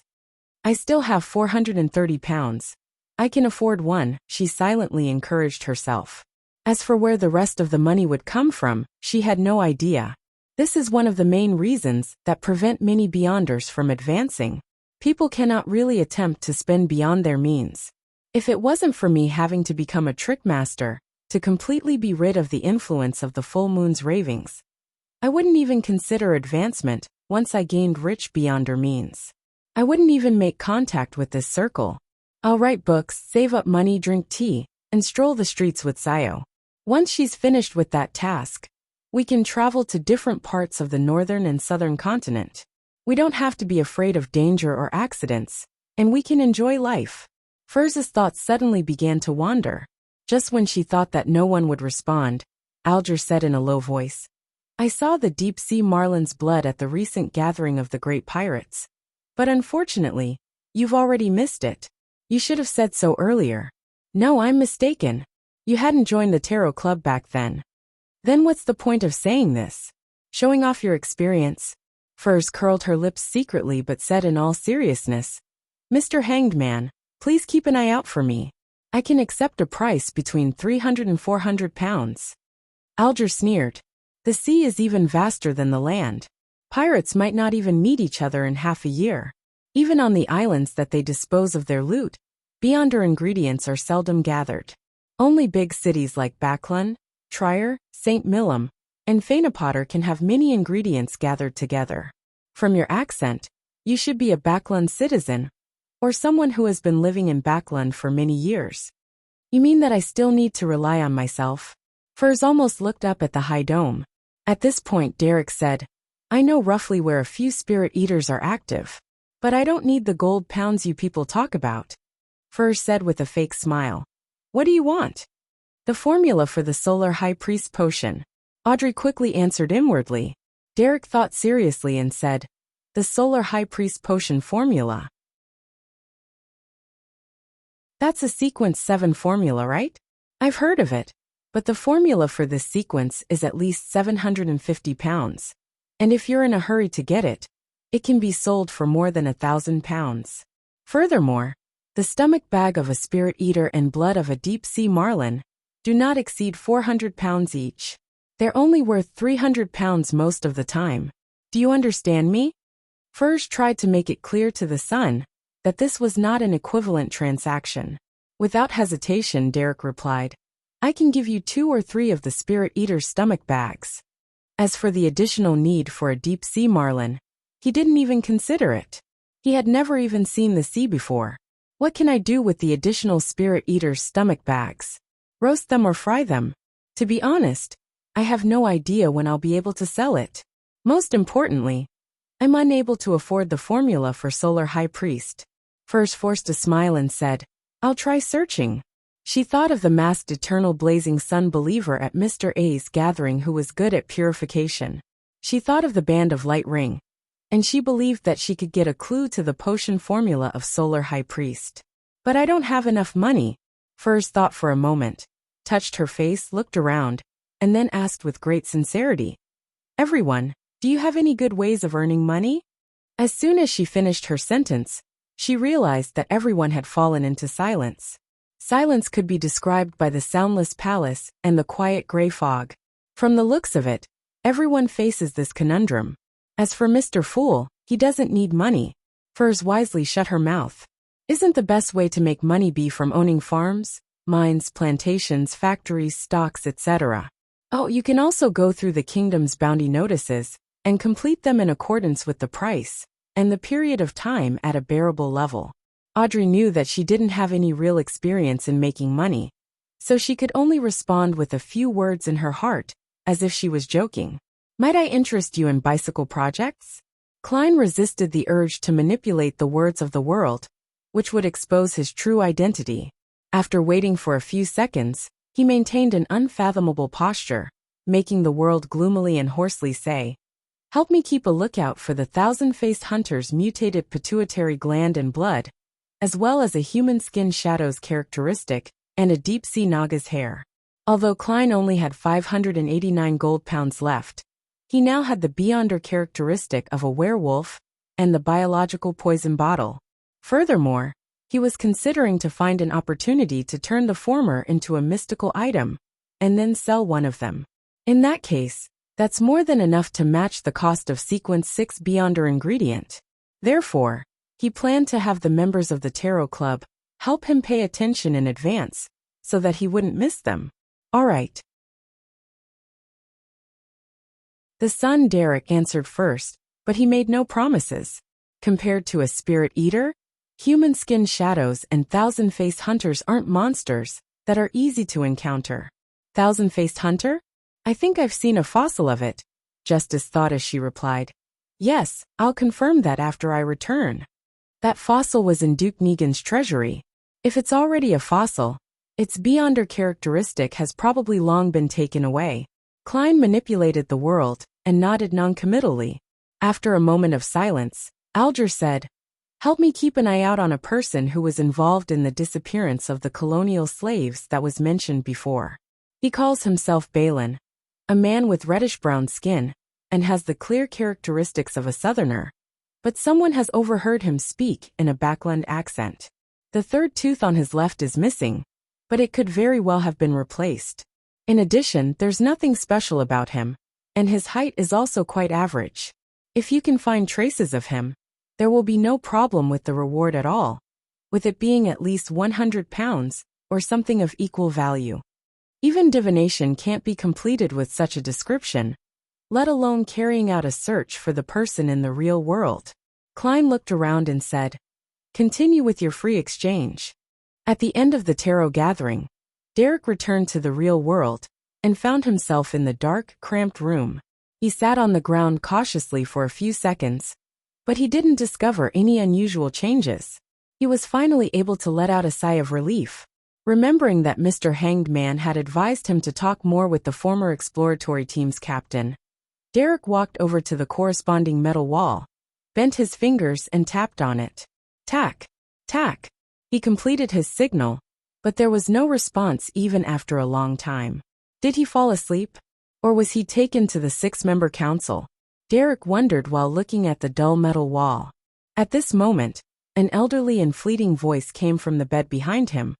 "Are you looking for me?"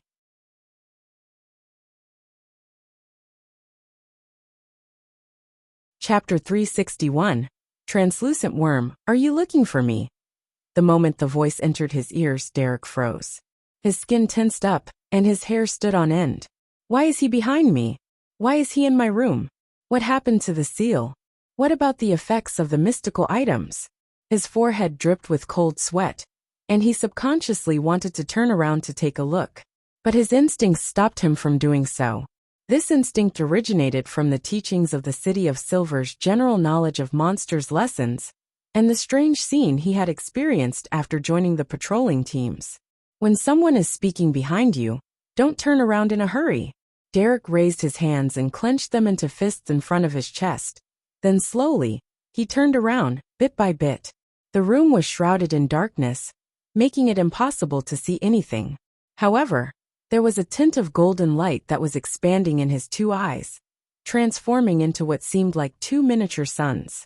With his light suppliant powers, he saw a dark figure sitting quietly on the edge of his bed.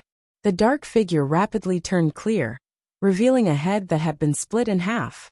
In the middle of his head, two gray brains wriggled like they were alive, trying to get close to each other, but being unable to do so. The thick, viscous liquid on the severed surface of his brain had turned into thin threads, but they were shrinking like maggots. Each eye that was on the two separate sides were distanced apart, and the nose bridge was separated from the middle. The color of the blood was bright and evident. The left side of his mouth was open, but the right side of his mouth was tightly shut. This terrifying monster was naked, and there were numerous dark red wounds on its body. The countless wounds had torn open savagely, revealing rows and rows of white teeth. They said the same sentence in quick succession. "Are you looking for me?" It paused for a moment. The corners of its mouth and the edges of its wounds were curling up. "Look, am I not normal?" Derek's pupils contracted, and without thinking, he placed his folded hands on his chest and raised them to his chin, as if in prayer. The small room suddenly became bright, and a pure beam of light, swirling with fire, fell from the roof and onto the monster's body. The beam was not as grand as the one used by Derek outside the spire. This was because of the seal here, and the mystical item, which left him isolated from the spire's exterior. But at that moment, Derek was stunned to see the holy light beam that he had prayed for was suddenly thickening. It was so bright that he couldn't help but close his eyes. A few moments later, something purer and thicker separated from the magnificent pillar of light. It was like a man made of light with no facial features and no clothes. The man of light suddenly coruscated and pounced on the monster.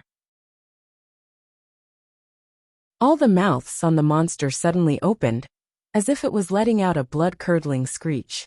Yet Derek heard nothing. The monster began to tremble violently, and quickly disintegrated under the burning and illumination of the man of light, disappearing as if it were melting. Just as it was about to become transparent, a phantom wearing a black classical long robe and a pointed hat suddenly appeared. The shadow had black hair, black eyes, a wide forehead and a thin face. It wore a monocle carved from crystal. As soon as he appeared, the man of light exploded, and Derek's vision was filled with whiteness. When his eyesight was restored, he found himself outside the room, in the corridor with the metal lamps set in it, in the dim light of the setting sun.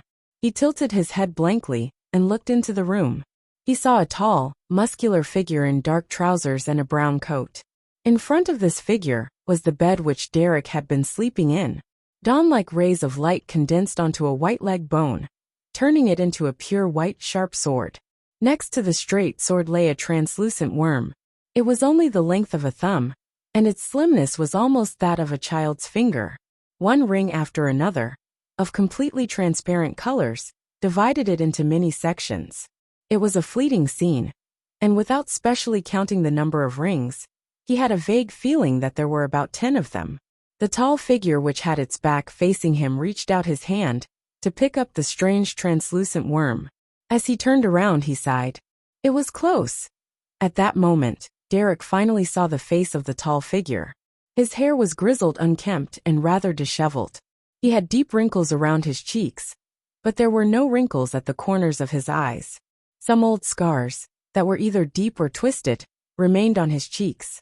He was dressed in a flaxen-colored shirt with a checkered leather belt around his waist, and his pale blue eyes were deep and weathered, like a book full of stories. For a moment, Derek was stunned, and then, as though he had been in danger all his life, he opened his mouth in pleasant surprise. "Your Excellency." In front of him was Chief of the City of Silver's 6-member council, a powerful demon hunter, who was over 100 years old, Colin Iliad.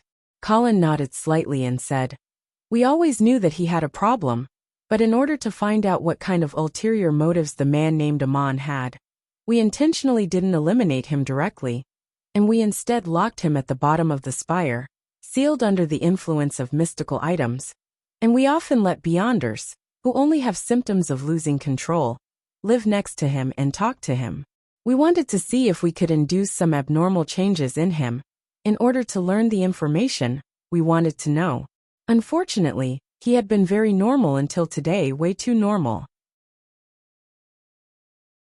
Why do you think he suddenly mutated and attempted to break through the seal? Do you have any idea what makes you different from the others? So it was purposely arranged for me to live next to the former exploration team captain. After a few seconds of silence, Derek said, maybe it's because my Beyonder pathway is different from the others. Sequence 9 Bard. Sequence 8 Light Suppliant. In other words, the Sun pathway. If Mr. Hanged Man is right, that the Amon family is the descendant of an ancient sun god, then it's normal for me to cause a mutation to happen to him. Derek felt he knew the truth to a certain extent. Colin listened without a change in expression. He sized up Derek for a few seconds before saying, we were monitoring him. The members of the 6-member council took turns, but we didn't expect him to suddenly mutate. There were 0 warning signs, and his actions were very decisive and determined. What were you doing in the room just now? Derek, who was considering the relationship between the sun pathway and the ancient sun god, didn't instantly realize what the chief was asking about. When he realized it, his mind was still blank as he seriously recalled what he had done. I didn't do anything. I just knocked on the wall and tried to talk to him. Before this, I was participating in the tarot gathering. The tarot gathering? Derek was suddenly stunned. He felt that things might not be as simple as he had imagined. He knew that he couldn't inform the chief of his thoughts, but he didn't know what kind of expression to make, so he could only maintain his lonely, reserved silence. He said thoughtfully, I knocked on that wall 3 times. Before that, the candle in my room had extinguished, and there was complete darkness. I had tried to practice some of my Beyonder powers. Colin looked into Derek's eyes quietly and said after nearly 20 seconds, unfortunately, what Amon left in his soul was not his original body. Moreover, this matter happened too suddenly, so we were unable to obtain the desired result.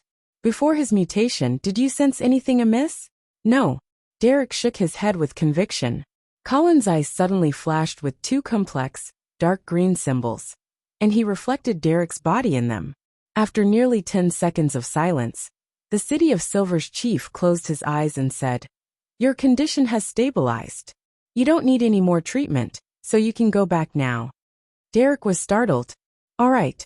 He watched Demon Hunter Colin Iliad turn back into the room, pick up the sharp white sword, and turned it over and over in his hands. He quietly took a deep breath and walked along the corridor towards the exit. On the way, he met the keepers who had rushed over one after the other. He slowly walked back home and closed the door. He carefully observed his surroundings for a while. Then he sat down on the edge of the bed and recited in a low voice, the fool that doesn't belong to this era. You are the mysterious ruler above the gray fog. You are the king of yellow and black who wields good luck. I've just experienced something terrifying. Derek recounted what had happened and mentioned his 2 guesses. After doing all of that, he felt much more at ease. And with his tense state of mind relaxing, he felt immense exhaustion wash through him. He lied down and quickly fell asleep. In the silent and dark room, flashes of lightning would occasionally illuminate everything. Otherwise, it would seem like the dark night. The sleeping Derek suddenly flicked his right index finger and leisurely tapped it on the bed. Once, twice, thrice. After the tarot gathering, Klein didn't divine the werewolf's Beyonder characteristic or the biological poison bottle due to his spirituality expenditure. Instead, he went straight back to the real world for a nap. After 20 minutes, he woke up and drew the curtain, allowing the light that penetrated through the mist to bring a certain degree of light into the room. Sitting on the chair in front of the desk, Klein calmed down and began considering what he needed to do in the short term. The main goal is to continue concluding the rules of a magician and make adjustments according to the subtle feedback from my spirituality. Although rules like never performing unprepared, the need to have a stage and a performance, and completing a performance using means of diversion, do not seem problematic at the moment. If I were to continue acting this way and performing slight adjustments, I'll eventually digest the potion and reach the advancement state. But this sort of acting isn't sufficient. I'm still lacking some of the important rules. Currently, What I'm doing will make the digestion slow and not thorough. Perhaps it will take a year, or perhaps even 2 or 3 years before my sequence advancement is possible. And Insangwil won't remain there waiting for me. Only through becoming a high sequence beyonder, as soon as possible will I be qualified to take revenge. Therefore, figuring out the other magician rules is of utmost importance. I'll first determine them through experimentation, whether the applause from an audience will stir my spirituality and result in better digestion of the potion. Just as Klein was deep in thought, he heard a series of illusory, stacked pleas.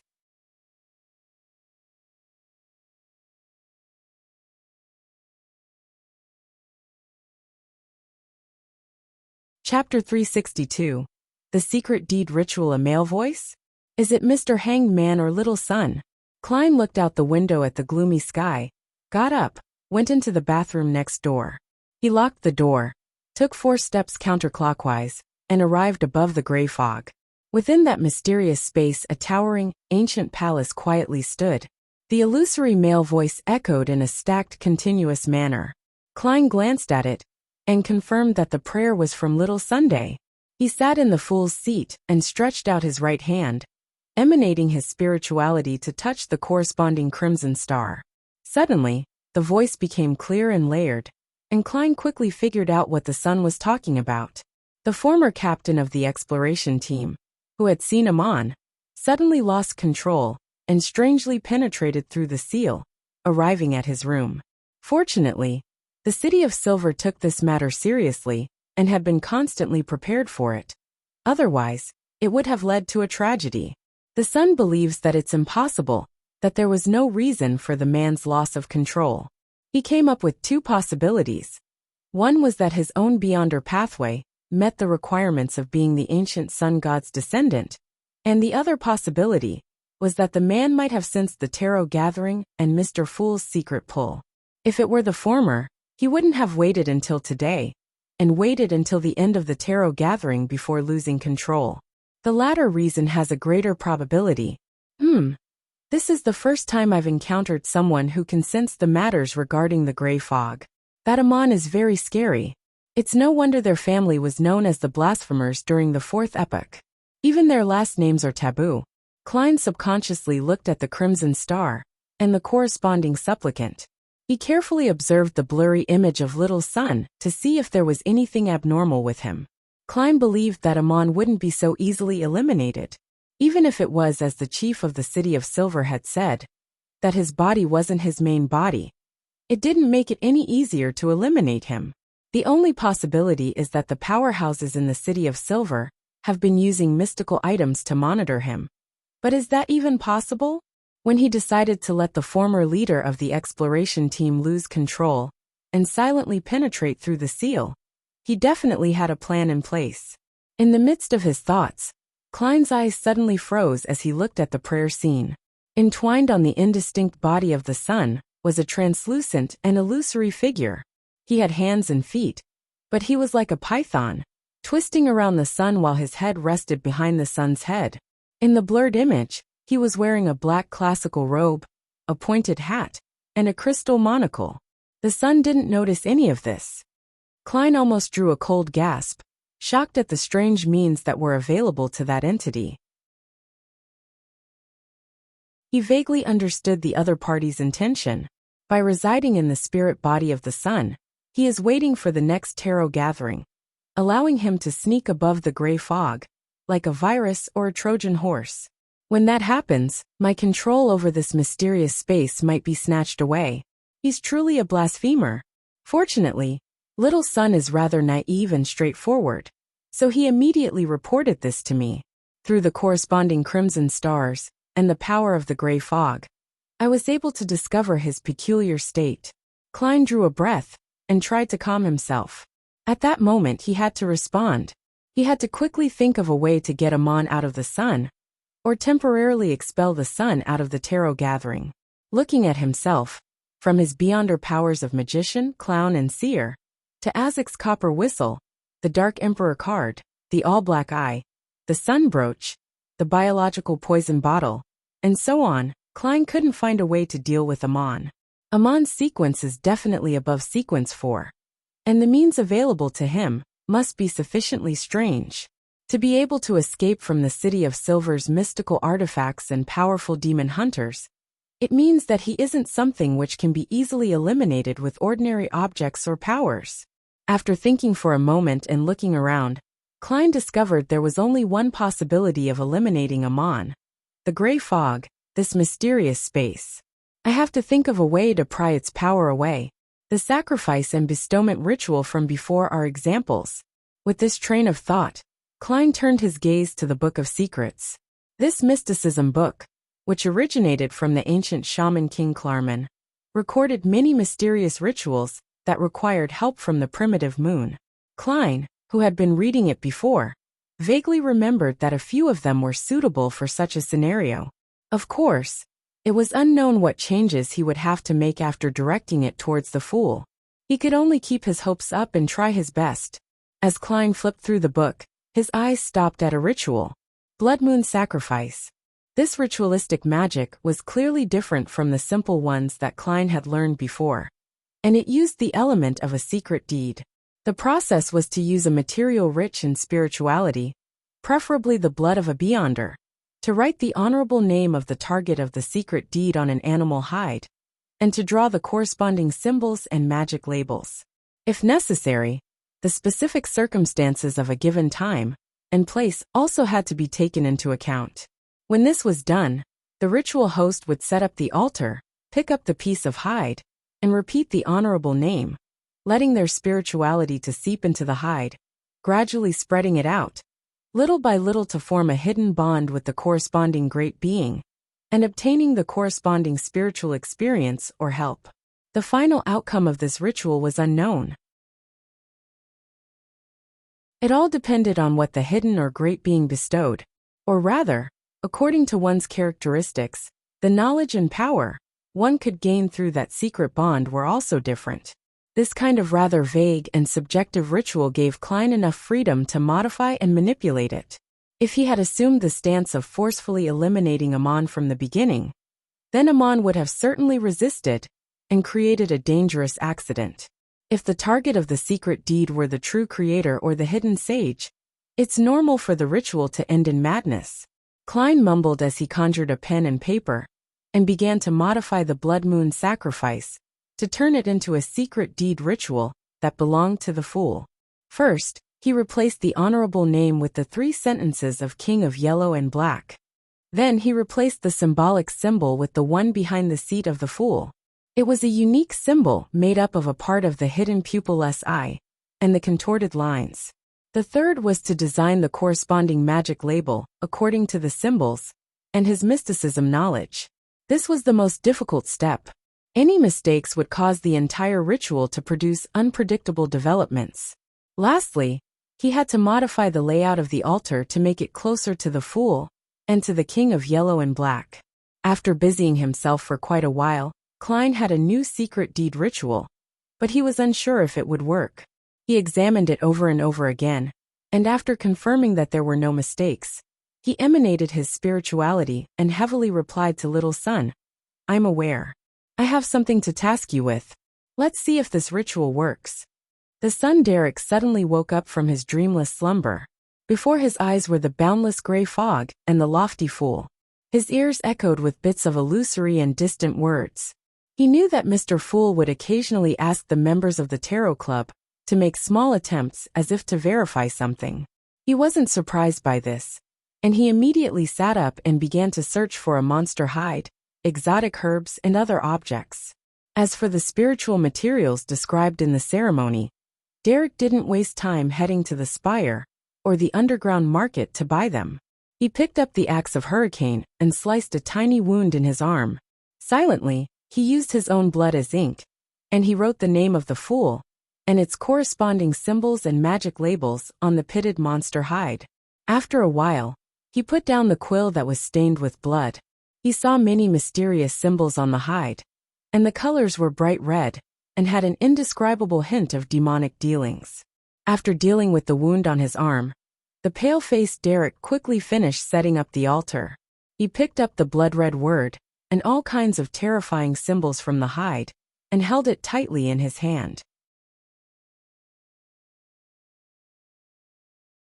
He looked at the flickering candle flame in front of him, closed his eyes, lowered his head, and repeatedly recited the honorable names of the fool that doesn't belong to this era, the mysterious ruler above the gray fog, the king of yellow and black who wields good luck. Derek's spirituality slowly flowed out and infused the hide, and the words in Jotun and the magic symbols on it quickly brightened. It was a startling crimson color. At that moment he, who had already entered into a cogitation state, was only feeling his psyche gradually dissipate as it floated to an immeasurable height, coming into contact with the grayish-white fog and the hidden great being. Above the gray fog, inside the palace that looked like a giant's residence. Noticing that the sun had not shown any signs of delay in preparing the ritual, Klein chose to wait there above the gray fog. Suddenly, he felt the entire mysterious space start to tremble. That motionless grayish-white fog started to flow. The crimson star corresponding to the sun shined brightly and emitted illusory rays of light like the tide. These countless rays of light condensed into a blurry figure of the sun. He was in a supplicating position with his eyes closed and his head lowered, waiting for the moment when he could bond with the great being and gain a miraculous spiritual experience. The translucent figure on his body was still tightly coiled like a python, but its head was already tilted back as it looked up. The crystal monocle it wore flashed dimly. He's searching for the subtle hidden connection. He should have recognized that this is just a secret deed ritual, but he didn't do anything to stop it. Is he trying to find the connection through it? Klein suddenly came to this realization and felt the gray fog and the mysterious space above it simultaneously rippling with power. However, for the time being, Klein couldn't combine these forces with his own spirituality to create a beyonder effect that could exorcise the evil spirit, unless there was another corresponding ritual. Clearly, this was impossible. He couldn't maintain two rituals simultaneously. Klein's eyes quickly swept the area in front of him, and his gaze stopped at the sun brooch.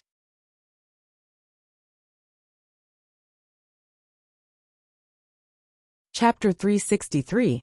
High-level authority. Perhaps I can use it as a bridge. Just as this thought flashed through Klein's mind, his right hand grabbed the sunbird-shaped dark golden brooch. At the same time, he used his spirituality as a whirlpool to attract the pride power from the mysterious space towards him, making it surge towards the sun brooch like a tidal wave. The quivering above the gray fog became obvious. Little dots of pure light intertwined and swept toward Klein, blending with his spirituality. The sunbird-shaped dark golden brooch began to glow with a dazzling brilliance. It grew brighter and denser, and in an instant drop after drop of a translucent golden liquid began to condense. The liquid quickly merged together and formed a human figure that was as tall as Klein. It was a golden figure, a sacred figure. It does work. Sun-holy water that's created from a higher level of power is closer to a god's bestowment. Klein's heart was filled with joy. He turned his gaze back to the crimson star which symbolized the sun. He then looked at the figure that was waiting to bond with the great being. As for the divine figure condensed by the golden sun-holy water, it wasn't a result of the sun brooch, but simply a manifestation of Klein's subconscious thoughts. Reaching this step, he had already allowed the golden figure to move forward. Through the illusory crimson star, it merged with Little Sun through the secret deed ritual, as it dispelled the evil spirit hidden inside his body, as well as giving him a certain amount of knowledge and a miraculous spiritual experience. However, Klein didn't have much confidence at that very moment. The power of the mysterious space was obviously higher than his spirituality, making him unable to smoothly control the power. As such, the power of the golden figure was mixed, chaotic, and insufficiently coordinated. If he used it as is, the effect was at most 10% of what he expected. As for Amon, who was suspected to be a descendant of the ancient sun god, he was born into a family of blasphemers in the Tudor Empire's fourth epoch. Even if it wasn't his main body, he was able to successfully hide his identity from the powerful high-sequence demon hunter and the powerful mystical items that protected the existence of the City of Silver. Klein truly didn't have much confidence with the effect only amounting to 10%. His initial plan was only to give it a try. If it really didn't work, he would temporarily bar the sun, and then reconnect with him when he found a better solution. However, having come this far, Klein naturally wanted the best outcome and strived to succeed in one go. Having disguised himself as the godlike fool, he too had a little pride, and he wanted to keep up his reputation. He gave a self-deprecating laugh as he prepared to find a way to increase the effects of the golden figure to dispel the evil entity at the last moment. Of course, I can only waste a few seconds. Otherwise, the ritual would be over. Klein's eyes swept over the items on the long bronze table again, thinking only of the words high level. Due to his spirituality's intuition as a seer, his gaze landed on an item. The card of blasphemy, the Dark Emperor card. Of all the items Klein owned, it was the only one that matched the words high level. As for Azek's copper whistle, Klein clearly remembered that it had been completely suppressed when the Blackthorn Security Company faced off with the spawn of the evil god. However, what the Dark Emperor card's high level pertains to is the knowledge contained inside. That's not right. After the owner advances to become a high-sequence Beyonder, it can produce subtle responses with the Beyonder ingredients that are needed. Furthermore, it also possesses the characteristics of anti-divination and anti-prophecy. In other words, its level isn't low. I don't need to use it for a fight, as long as I can use its high level to suppress the power of this mysterious space above the fog, and if I can minimize the chaotic and unnatural coordination of the golden figure. That will be enough. Klein quickly came up with an idea. He reached out his hand towards the Dark Emperor card, which had its back facing up. Just then, he noticed a frightening scene through the corner of his eyes. Within the shadow of the sun that was formed by the illusory rays of the crimson star, a palm, so shriveled that only skin and bones remained, was suddenly reaching forward. Slowly but firmly, it grabbed at the boundary of the crimson star, giving off a feeling as if it was piercing through reality and entering the psyche domain. Amon was attempting to use the connection to rip open the boundary and extend his hand into the gray fog. Whoosh! For the first time, the endless grayish-white fog was in chaos. The flowing from before seemed to turn into waves as gales formed. Klein's pupils shrank. He no longer hesitated, and he picked up the Dark Emperor card.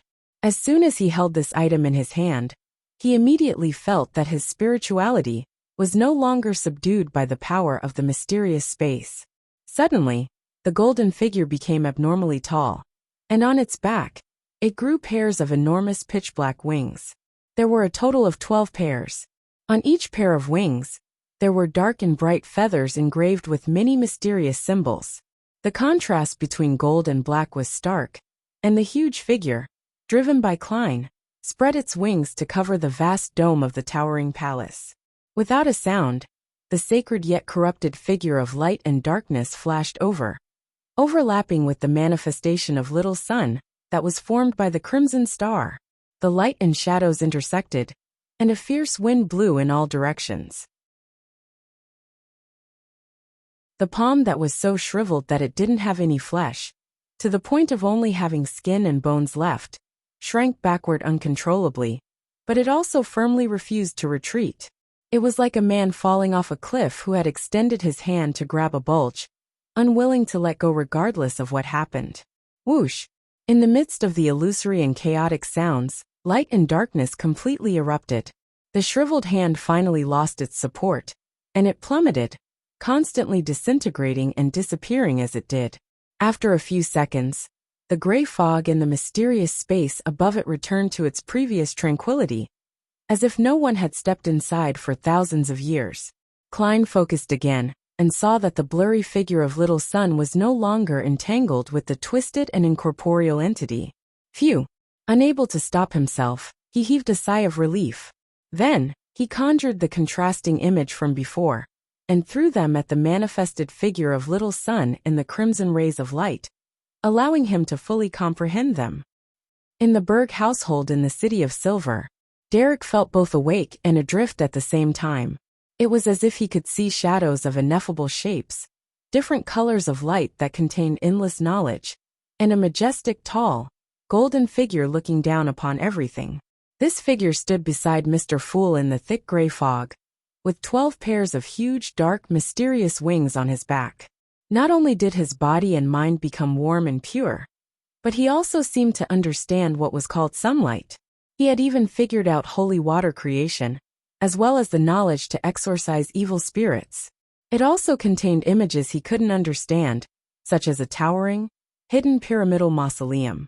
In that intoxicating spiritual experience, it was as if he had returned to his most carefree childhood, to the lands where the sun shone in his imagination.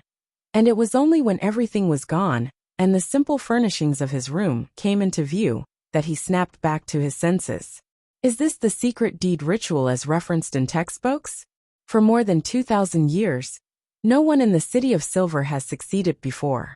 No one has been able to come into contact with a mighty existence. At that moment, Derek's low spirits and loneliness lessened. A heartfelt smile beamed on his face. The Fool's so-called experiment was to confirm whether our City of Silver's environment can perform a secret deed ritual? That wondrous feeling of all that knowledge was the payment he gave me? Derek lowered his head again and said with great respect, "Thank you, Mr. Fool." Right at this moment, a grayish-white fog suddenly appeared in front of his eyes. In the center of the fog was a lofty chair. It was the leisurely seated Fool. Then, Derek saw himself covered in a transparent, illusory shadow. The figure wore a black classic robe, a matching pointed hat, and a crystal monocle hung from its face. It coiled around his body like a python. Amon wasn't dead. He evaded the detection of the mystical items and the attention of His Excellency, and he became a parasite on my spirit body. Derek's eyes widened, and he saw himself as he was now, no longer entangled by Amon. Did Mr. Fool notice him and finish him? Derek's sunken heart calmed down while cold sweat trickled down his forehead, due to the lingering fear. His face, on the other hand, displayed an expression of instinctive reverence. He subconsciously followed the words described in the mythology course and said, "Praise you, the mighty Mr. Fool." Somewhere in the deep darkness, a bolt of lightning streaked across the sky, illuminating the surroundings. This was a plain that was filled with ravines, and a dark green single-eyed giant was wandering about subconsciously. His eyes were lifeless, and his face was covered with traces of rotting pus. Grayish-yellow gas permeated from his body and interwoven in the air, forming mini clouds. And beneath his feet, in the darkest ravine on the plain, there was a figure standing at the edge, overlooking the land below. With the help of the lightning, a thick and broad grayish-white building could be vaguely seen at the bottom of the ravine. The figure was dressed in a black classic robe, and a pointed cap of the same color. It had curly black hair, black eyes, a broad forehead and thin cheeks. It looked identical to the phantom Derek Berg had seen. He raised his hand and pinched the crystal monocle. Then, he turned his head to the left and looked into the distance. "As expected," he suddenly whispered, in the language of ancient Fasak. After pausing for a moment, the man smiled and said the words, "The Fool." Before he finished speaking, he had already jumped into the ravine in front of him. At this moment, the lightning subsided for a second, and darkness completely enveloped the world. After eliminating the fatal threat, Klein returned to the real world, once again feeling the urgent need to advance his sequence. The Amon that I eliminated wasn't the main body. If he truly is interested in the mysterious space above the gray fog, he will soon return to the City of Silver. At that time, I wonder if the 2 legendary mystical items and the 3 demon hunters will be able to stop him. For a mere clone to be so bizarre and terrifying, one can imagine how powerful his main body is. Therefore, I need to conclude the rest of the magician rules as soon as possible, and through digestion and advancement, better grasp the mysterious space above the gray. Perhaps the City of Silver's Shepherd Elder will be used. If she really is corrupted by the true creator. Klein opened the bathroom door and went down to the first floor while in deep thought. You're tuning in to the Li Mei's Wuxia Whispers YouTube channel. We're so grateful for your support, and don't forget to subscribe to join us on this incredible journey through captivating stories. Your generosity through donations truly makes a world of difference, as it's the primary source of revenue that allows me to expand and enhance this channel for you. Thank you from the bottom of my heart for being a part of this adventure.